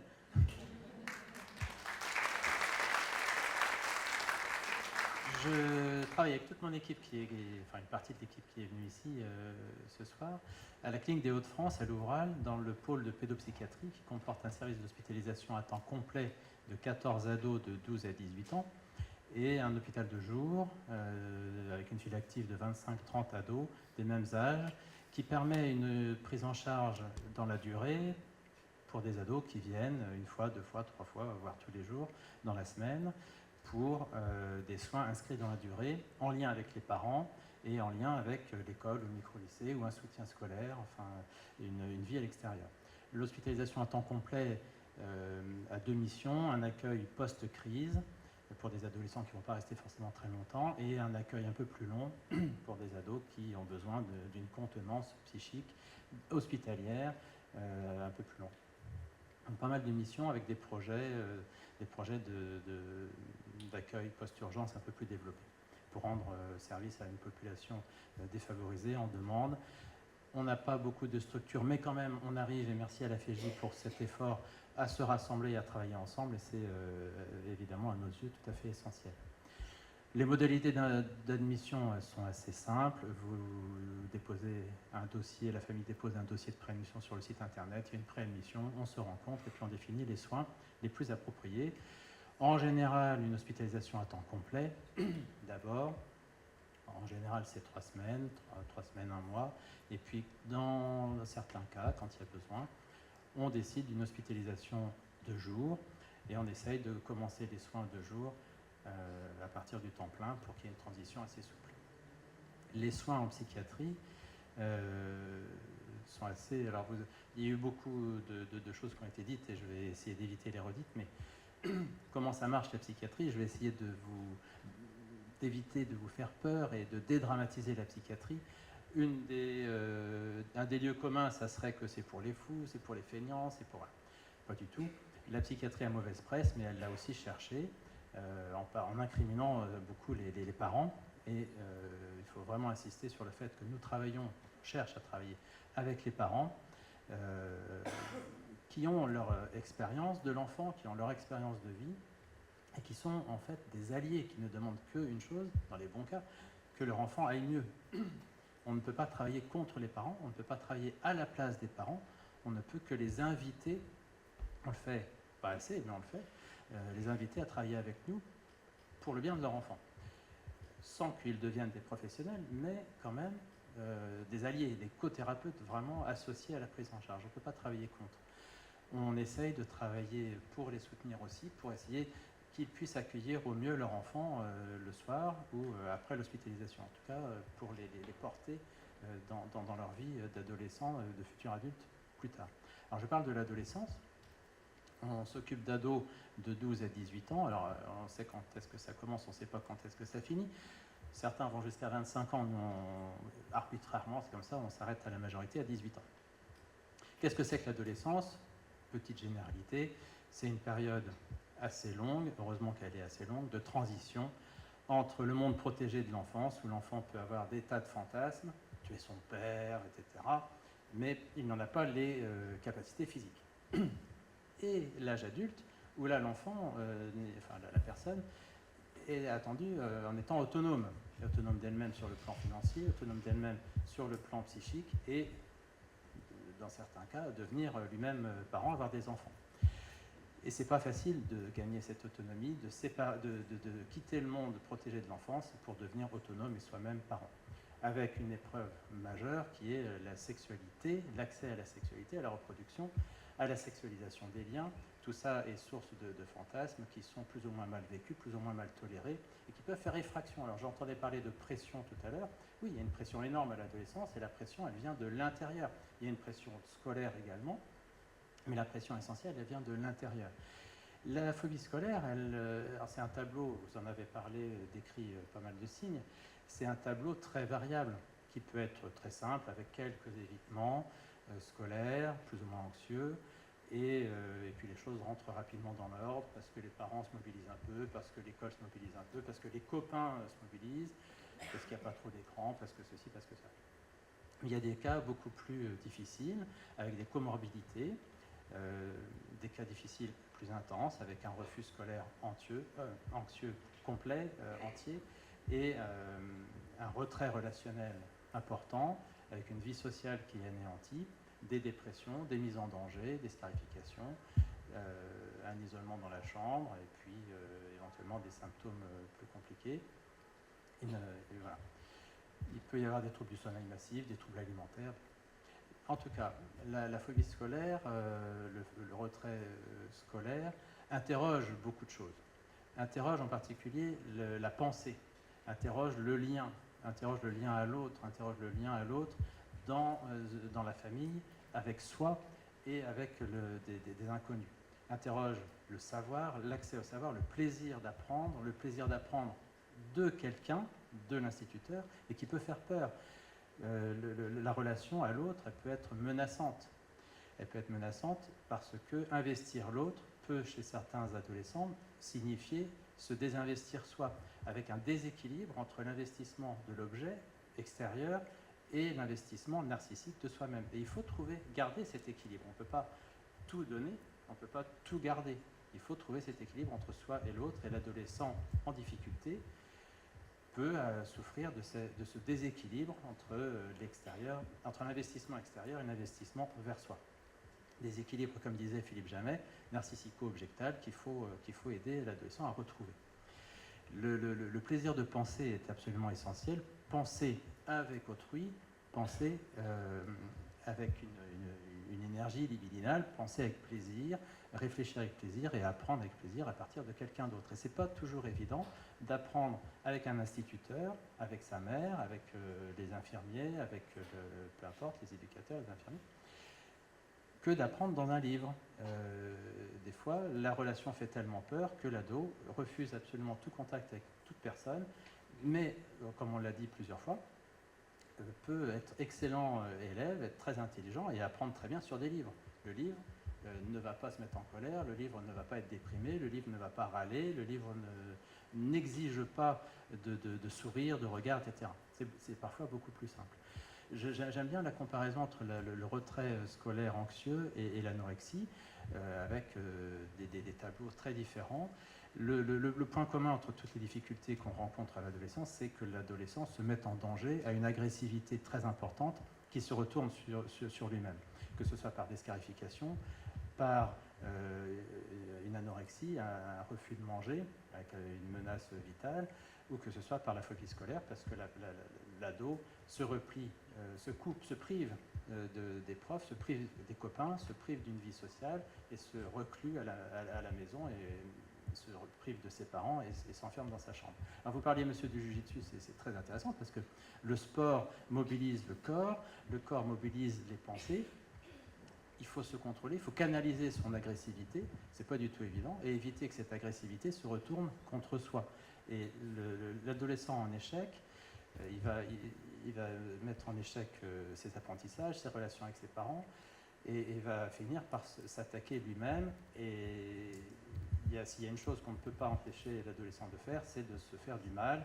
Et là, ils sont champions. Il faut absolument éviter les bras de fer, éviter les montées de chantage, des fois, et faire un pas de côté pour se défausser d'une position parentale qui est certes légitime, mais des fois trop exigeante, ou scolaire, en disant tu dois avoir des notes parce que sinon tu passeras pas ton année, etc. Il faut se défaire de ces positions. C'est pas évident de ramener l'adolescent dans un processus de progrès, de développement qui lui appartient, qui reprenne sa courbe sa trajectoire de vie. La phobie scolaire interroge donc la pensée, interroge le corps, la pensée et le corps, le développement. Vous imaginez bien qu'on parle là, ça interroge forcément le bébé et le développement précoce. Le terme retrait anxieux me plaît bien parce que ça évoque le retrait relationnel du bébé. Le bébé qui va investir le monde extérieur à mesure qu'il investit son corps. Il va apprendre que sa main, elle est souvent accompagnée, il la voit souvent dans son champ visuel, et il voit ses pieds, il investit son corps, et à mesure qu'il investit son corps, il investit l'image du corps de sa mère, à mesure qu'il investit l'image du corps de l'autre, il investit son image du corps. Il va investir donc lui-même, son narcissisme, il va se construire, ses pensées, à mesure qu'il va développer des liens et explorer le monde. L'émergence avec le déplacement, l'accès au langage qui fait des liens mais qui témoigne d'une séparation, et l'accès au déplacement avec la marche, que les ados réitèrent avec le scooter, le permis de conduire, etc., dans les bons cas. Le problème, c'est que le bébé, il va être capable d'explorer dans les bons cas, parce qu'à l'hôpital de jour, on s'occupe d'enfants avec un retrait relationnel massif, avec au pire un trouble envahissant du développement, un autisme, avec des replis sur eux-mêmes et une absence d'investissement de la relation à autrui, avec le regard, avec le langage, avec le toucher, etc.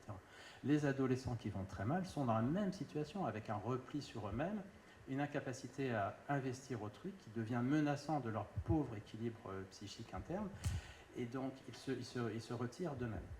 Ils se retirent de la relation, ils se retirent même d'eux-mêmes, avec des fois une lutte complète contre la pensée. C'est avec des adolescents qui ne pensent à rien. Qu'est-ce qu'on peut faire dans ces situations-là?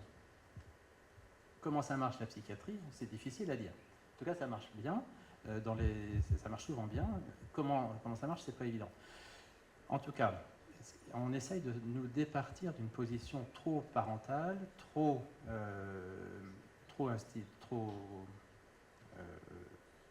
enseignante, en offrant notre capacité de penser, notre appareil psychique, à des adolescents qui ont du mal à penser par eux-mêmes, à métaboliser leurs pensées eux-mêmes. Du coup, il y a toujours ce détour par l'autre, mais il faut que ce détour par l'autre soit par une personne qui soit non jugeante et sans grand enjeu. Les parents ont un enjeu énorme. Je ne blâme pas les parents. Je dis juste que leur investissement par l'enfant, il est des fois ambivalent. Le parent, la mère, le père représentent parfois tout pour l'enfant, mais justement, il y a avec un risque d'englobement, d'envahissement, d'empiètement qui fait peur chez un ado qui, du coup, va se retirer. L'instituteur, il est chargé, lui aussi peut être investi d'une manière ambivalente, il est chargé d'apprendre quelque chose à l'ado, mais en même temps, il va le juger en mettant une note avec du rouge, en soulignant c'est nul, c'est zéro. Ça peut faire très peur avec des ados qui peuvent avoir un vécu un peu persécutif du monde extérieur. Tu m'as mal regardé, il va me mettre une sale note, il me fait peur, les ados, je vais me faire harceler, etc. Avec un retrait, du coup, relationnel qui peut être massif. Retrait relationnel, on ne veut pas penser à la sexualité, on ne veut pas penser aux parents, on ne veut pas penser à la petite copine, je ne sais pas, j'ai peur de m'y perdre, et du coup, je ne pense au final plus à rien. Avec des ados qu'il faut réconcilier avec leur corps, réconcilier avec leurs pensées, réconcilier avec le plaisir de penser. Et ça ne se fait pas avec des médicaments forcément. Ça ne se passe pas en perfusion.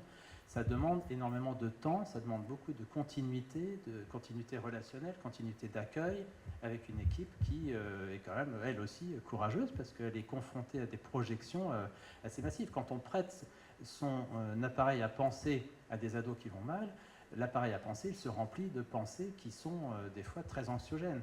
Et les équipes de psychiatrie ou les professionnels sont bombardés des fois, les parents aussi, hein, bien sûr, sont bombardés des fois d'affects très anxieux, très persécuteurs de la part des ados qui ne vont pas bien et ont besoin eux aussi de métaboliser tout ça.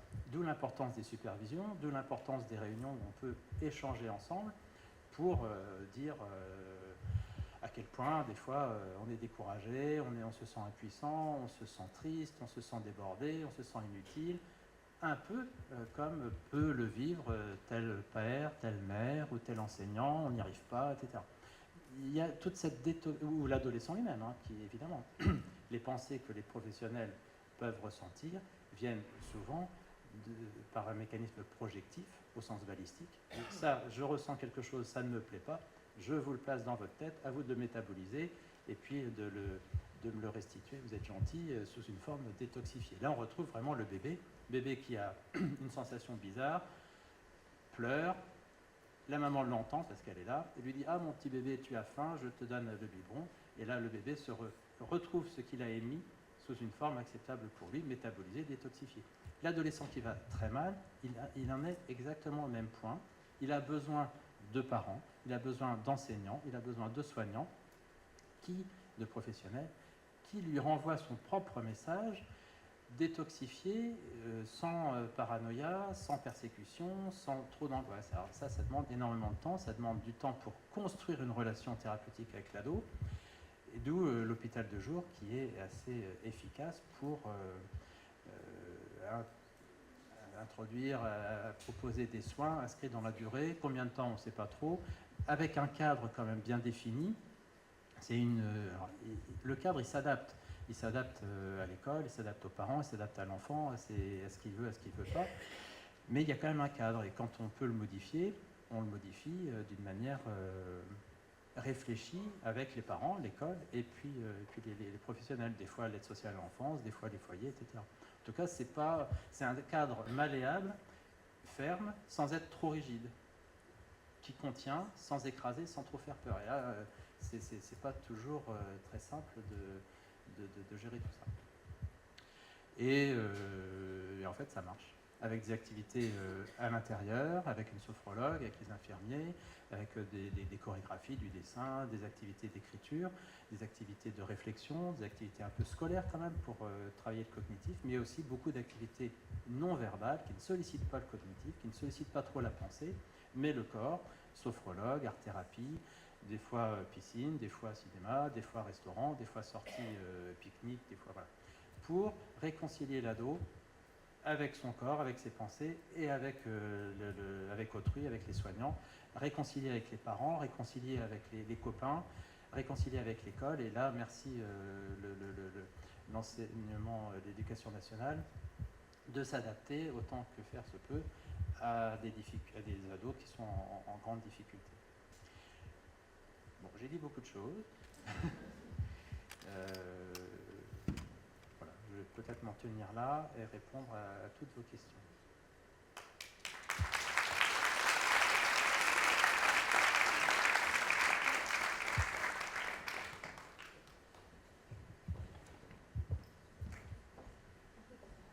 Je ne sais pas à qui je passe la parole, Cathy. À Jérôme qui est derrière moi. 1, 2.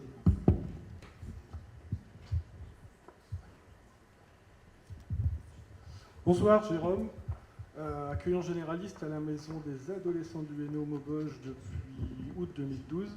À l'époque, on nous a dit que pour bosser avec les adolescents, il fallait un lien avec le passé. On n'avait plus de budget pour un vieux meuble, donc c'est moi qui ai été embauché. Puis vous avez vu, j'ai pas rajeuni. Donc je suis content de passer après tout le monde, puisqu'en fait tout le monde a tout dit. Donc j'ai pas grand-chose à dire. Je suis heureux de pouvoir passer la parole aux différents partenaires qu'on a, parce que l'équipe de la Maison des Adolescents, c'est une équipe pluridisciplinaire et c'est très intéressant pour travailler dans les domaines dans lesquels on œuvre. Mais on n'est rien sans le partenariat qui nous amène des jeunes et qui aussi nous prend des jeunes notamment, puisqu'il peut les accompagner. Des accompagnements peuvent être divers, variés, ils peuvent être soit vers le thérapeutique, mais en même temps être éducatifs, en même temps être sociaux, et c'est vraiment tout l'avantage. L'adolescent qui nous arrive avec des difficultés par rapport à sa scolarité, il peut effectivement aller jusqu'au retrait scolaire anxieux et en fait s'effondrer, mais un adolescent qui est angoissé par sa scolarité peut aussi exploser. Et quand il explose, on est content d'avoir les éducs de Prèves. Alors ici, on a l'AEP, mais on a aussi dans la salle le CAPEP pour Valenciennes, et on a aussi pour Maubeuge l'AJA, l'association Jeunesse et Avenir, qu'on aurait pu aussi inviter, mais on ne peut pas tous les mettre, ils sont nombreux, enfin, même s'ils ont failli disparaître pour une bonne partie d'entre eux, ça va. Donc, ouais, on les a un petit peu sauvés quand même. Ah, ils se sont sauvés aussi. Merci pour tous vos témoignages, Axel, hein, puisque effectivement, il est mis à l'honneur. Mais aussi Axel parce que tu es lycéen, sauf erreur de ma part, et depuis tout à l'heure je me questionne avec ma collègue, est-ce que c'est majoritairement chez les lycéens qu'on rencontre ces difficultés-là? Parce que on n'a pas entendu parler des collégiens. Je pense qu'à Bavé vous êtes sur 2 établissements scolaires, donc je voulais savoir. Non, on voit en effet sur le niveau collège, mais on en a également sur le niveau lycée. Donc c'est peu importe l'âge, parfois ça arrive en 6e, parfois ça arrive en première, parfois en terminale. Enfin, c'est vraiment très varié. J'ai pas de profil type ou d'âge type. J'ai vraiment rencontré de tous les âges, de la 6e jusqu'à la terminale.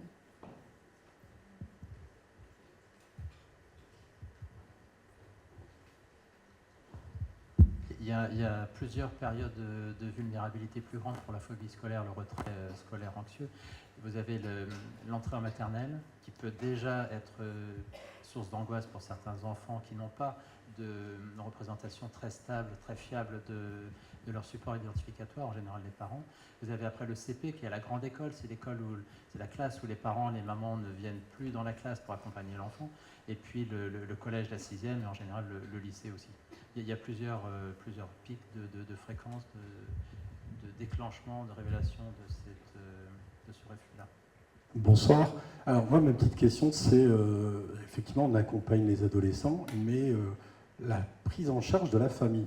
Parce que c'est vrai que là, j'entendais Axel qui expliquait qu'il n'osait pas en parler à ses parents, mais derrière, comment la prise en charge de la famille, elle est faite, et puis pour renforcer justement ce côté au niveau de la scolarité pour un retour ou travailler sur un projet.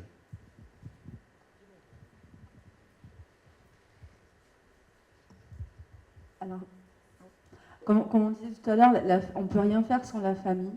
Alors, pour la part éducation nationale, ce qui se passe, et c'est un travail de longue haleine, c'est qu'il faut aussi retrouver ce lien avec les familles qui parfois ont une appréhension de l'école, une représentation de l'école comme eux l'ont vécu.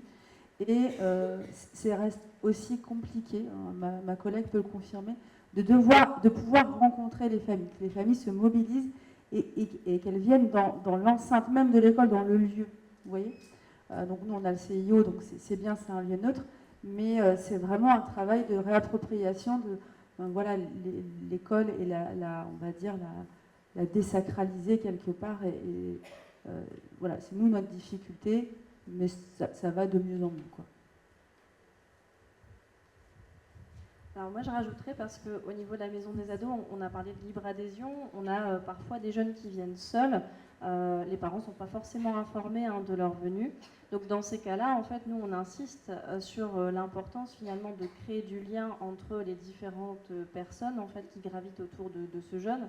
Et donc si lui, en fait, ou elle, nous autorise à faire du lien avec à la fois l'école et à la fois sa famille, dans ce cas-là, on a aussi ce rôle aussi à jouer d'expliquer finalement les difficultés de l'enfant et de revenir aussi sur la place de la scolarité, parce que alors il y a des parents qui vont entendre la souffrance tout de suite et qui vont chercher à aider très rapidement, et d'autres qui au début se disent mais il veut pas aller en cours, mais c'est parce qu'il est sur ses écrans, ou enfin voilà, et qui vont vraiment mettre beaucoup de pression. Et là, ça fait pire que bien. Donc, nous, notre rôle aussi, c'est de pouvoir expliquer finalement c'est quoi les troubles anxieux, c'est quoi le retrait scolaire anxieux, pour permettre aussi d'avoir un allié finalement à travers la famille. Et justement, cet allié il va permettre aussi d'aider plus facilement son enfant à retrouver le chemin de l'école si c'est possible.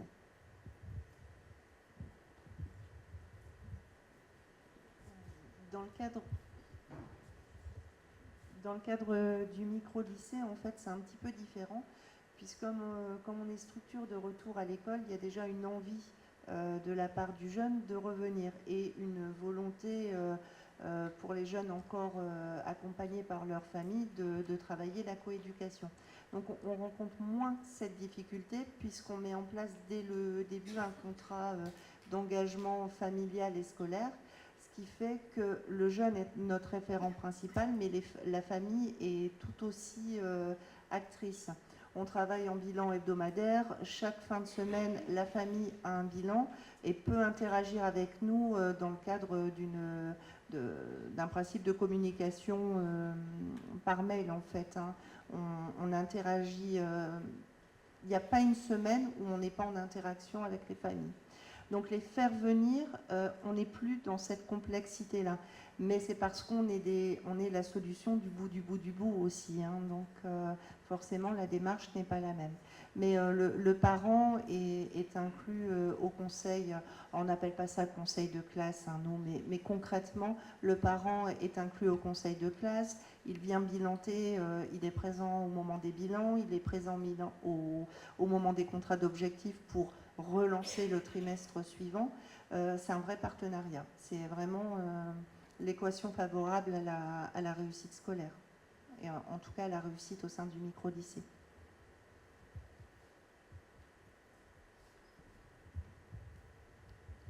Je veux dire aussi mon mot quand même. On reçoit à certaines occasions effectivement des adolescents qui, notamment au lycée, sont quand même pour certains sous le poids d'un travail vraiment important. Tout à l'heure, Madame Zito le disait, mais l'école, c'est du boulot. Hein. Et pour certains, c'est vraiment usant.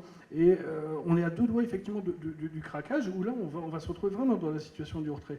Et le boulot, c'est effectivement de travailler avec les parents, parce qu'on doit prendre le temps, gentiment, de leur expliquer. Pour certains, ils sont aussi, comme disait tout à l'heure Axel, dans l'exigence extrêmement importante. Hein. Et en règle générale, on arrive quand même généralement à faire rétro-pédaler un peu et à prendre conscience que il va gagner le Grand Prix d'Amérique, mais il va prendre son temps pour le faire.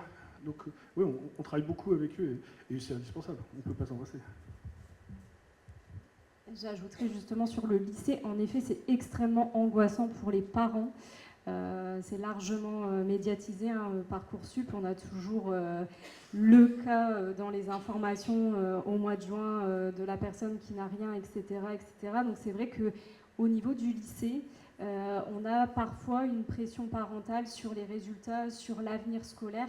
Et moi, souvent, ça m'arrive de dire en entretien, quand les parents sont là, ou même à l'élève, de dire on va prendre un peu de recul. Oui, il y a des résultats à avoir, mais sur Parcoursup, on a énormément de formations et à un moment donné, tu vas réussir à trouver ta voie, quoi. Et ça permet un petit peu de dédramatiser, parce que c'est vrai que chez les lycéens, on repère cette grande anxiété. Il y a le bac à avoir, il y a Parcoursup, réussir son avenir, etc., etc. Et du coup, il y a quand même un gros stress lié à ça. Et en effet, ça peut entraîner du retrait parce que voilà, ils sont submergés par l'angoisse. Donc, c'est vraiment de prendre du recul par rapport à ça. Et on le travaille aussi avec les équipes, avec les enseignants, de se dire, on fait un pas de côté et on se dit que voilà, on va y arriver, quoi.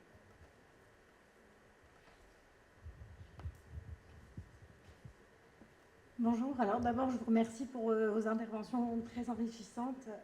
J'avais du coup une question par rapport au micro-lycée. Je voulais savoir comment on intègre un micro-lycée, est-ce qu'il y a des critères d'admission et comment on y est orienté?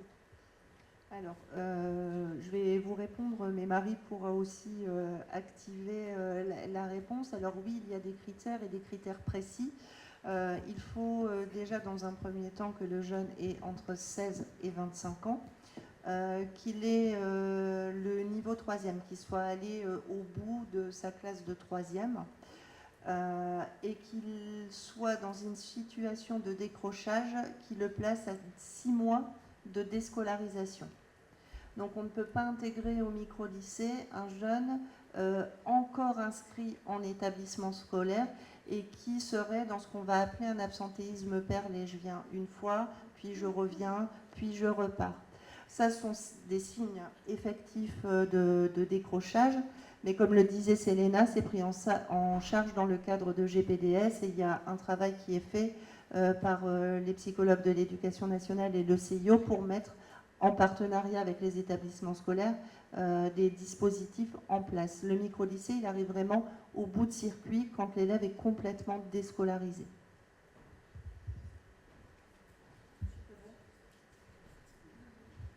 Par contre, pour avoir été éducateur de rue comme Assel pendant un certain temps, la nouvelle de l'arrivée du micro-lycée m'a fait vraiment beaucoup de bien parce qu'un certain nombre de jeunes qu'on pouvait accompagner se retrouvaient complètement exclus de l'éducation nationale alors qu'en fait on aurait vraiment bien aimé nous pouvoir les raccrocher et on était obligé de partir sur une voie adulte qui ne leur correspondait pas forcément.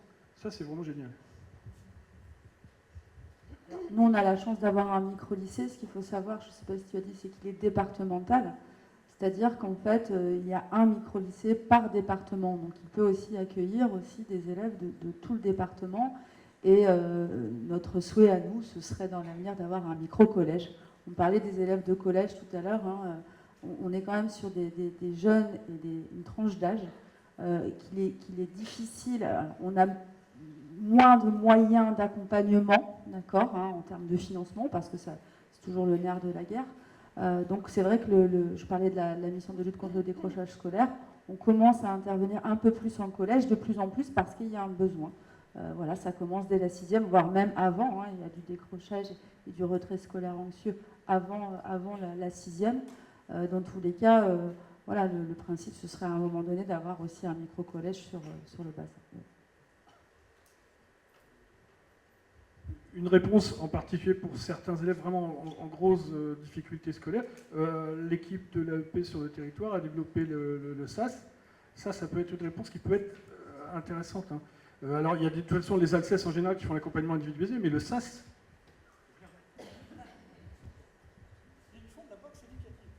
Ouais, non, le SAS, c'est une réponse assez intéressante pour notamment des collégiens qui sont exclus ou qui sont à un moment donné pas très bien et qui ont besoin de décompresser. Et aussi, les professeurs aussi ont besoin de décompresser parce que des fois, les gamins ils sont un c'est un peu difficile. Donc c'est une bonne alternative, le SAS. Ouais. C'est vrai que c'est une bonne alternative. Après, bon, on dépend aussi des établissements scolaires, hein, parce que c'est en fonction des... On ne demande pas aux établissements scolaires d'exclure, hein, mais bon, en moyenne, on a à peu près 4, 5 à 6 jeunes par semaine, quoi.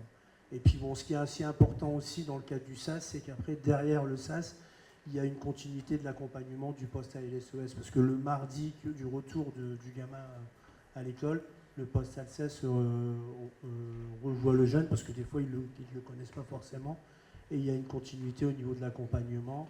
Et c'est des jeunes aussi qui participent aussi à d'autres actions spécifiques, hein, parce que bon, tout à l'heure, il y a tellement de choses à dire au niveau de la PREV, hein, mes collègues ils peuvent aussi en parler, hein, la JO et puis le CAPEP, mais on a aussi notre activité, on fait aussi pas mal de sport, on fait aussi des activités autour du théâtre. Et donc ces jeunes-là qui sont passés au SAS, on continue à les accompagner, on continue aussi à leur proposer des activités hors temps scolaire, ou en soirée, ou pendant les vacances scolaires, quoi. Donc il y a cette continuité. Le SAS, c'est juste une période, mais il y a aussi il y a l'après, quoi. Il y a l'après, voilà. C'est une activité qu'on a mis en place à Roubaix depuis 7 ans. Je viens de le dire aussi. Maintenant, c'est bon. Encore une ou deux. Voilà.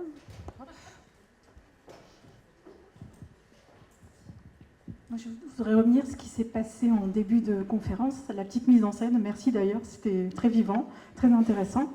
Et du coup, je découvre les pères aidants bénévoles. Et du coup, je voulais savoir qui sont-ils, qui sont-elles, et quel est leur rôle à la Maison des Ados, parce que ça m'intéresse. Merci. Alors, le concept de père aidant, c'est en fait les deux jeunes qui ont été suivis à la Maison des Ados de Maubeuge. Donc, on a toutes les deux un certain vécu. Et maintenant, on s'en sert justement pour aider les autres, aider les adolescents de la MDA, par exemple. Et nos missions, on est là pour accompagner dans certains événements. Parce que, notamment pour les jeunes, des fois, c'est plus simple de parler avec nous qu'avec des professionnels, tout simplement. Bonsoir. On a beaucoup parlé effectivement de toutes les interactions, notamment dans la famille. Donc on a parlé des parents. Moi, je voudrais avoir peut-être vos retours d'expérience sur la fratrie.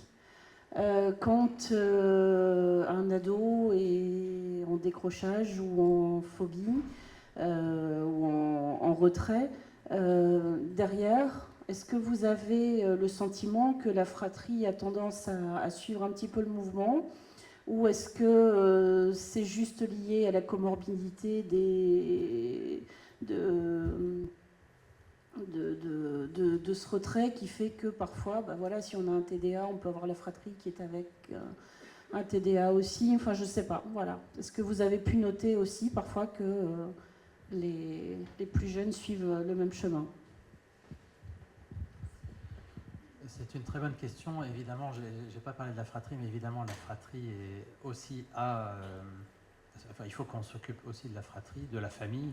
La phobie scolaire, le retrait anxieux de l'école ou d'autres symptômes d'hyperactivité, d'instabilité, de troubles du sommeil, de troubles des apprentissages, de retrait relationnel de nature autistique, d'anorexie, etc., ou de délire ou autre, de dépression, d'addiction aussi. On n'a pas parlé de dépendance, mais la consommation d'alcool, de toxiques chez les ados est très importante. Tout ça, c'est partagé. C'est partagé par l'ensemble de la famille. C'est bien rare qu'il y ait un ado qui aille mal parmi une famille qui va très bien, ou alors à quel prix la famille va-t-elle très bien. Enfin, ça rentre dans une conception systémique de la dynamique familiale qui est bien complexe et évidemment à prendre en charge. L'ado est à prendre en charge au sein d'une famille, au sein d'un contexte, d'un environnement scolaire, amical, social, etc., qu'il faut bien sûr prendre en charge. On ne le fait pas assez.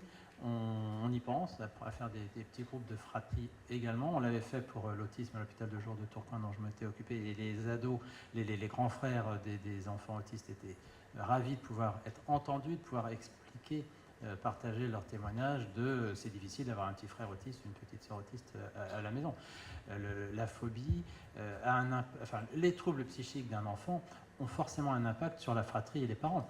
Et en bout de course, alors en psychiatrie on intervient souvent en bout de course, on voit des gens, parents et grands frères et sœurs, épuisés. On dit, bah oui, la mère est déprimée, etc., c'est à cause d'elle. Mais non, il y a toute une boucle relationnelle qui fait que la famille va très mal. On arrive à un équilibre vraiment très délicat. Et il ne s'agit pas de prendre en charge que le patient qui va le plus mal. Il faut aussi faire attention à un enfant qui serait aussi en retrait, ou des parents qui seraient en retrait, une mère déprimée, un père déprimé ou alcoolique dans son coin, enfin voilà, qui prendrait de l'alcool pour lutter contre une autre dépendance, d'autres angoisses, d'autres manières. Et la prise en charge familiale, elle est importante. À l'hôpital de jour et dans le temps plein, on ne fait entre guillemets que du groupe, des prises en charge en petits groupes.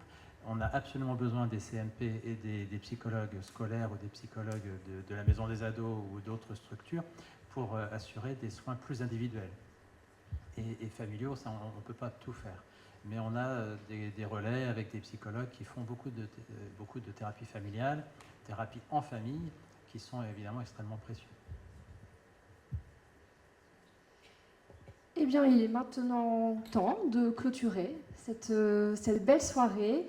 J'espère qu'elle vous a plu.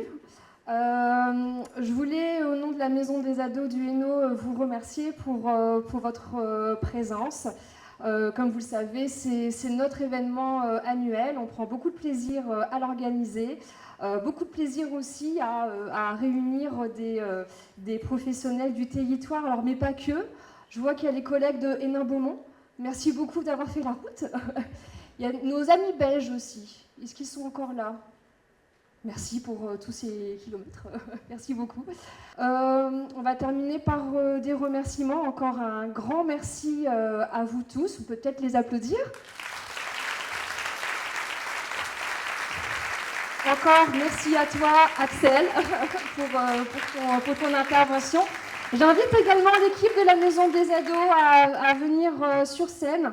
Et sous vos applaudissements, bien sûr. Louise, tu peux venir aussi.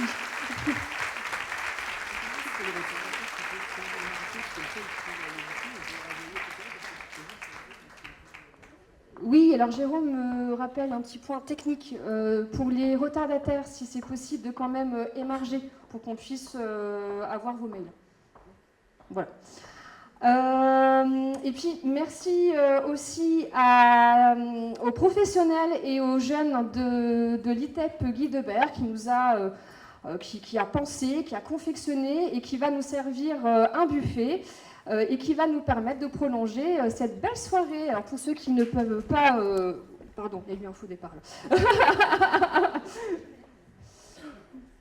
Pour ceux qui ne peuvent pas poursuivre avec nous, je vous dis à l'année prochaine.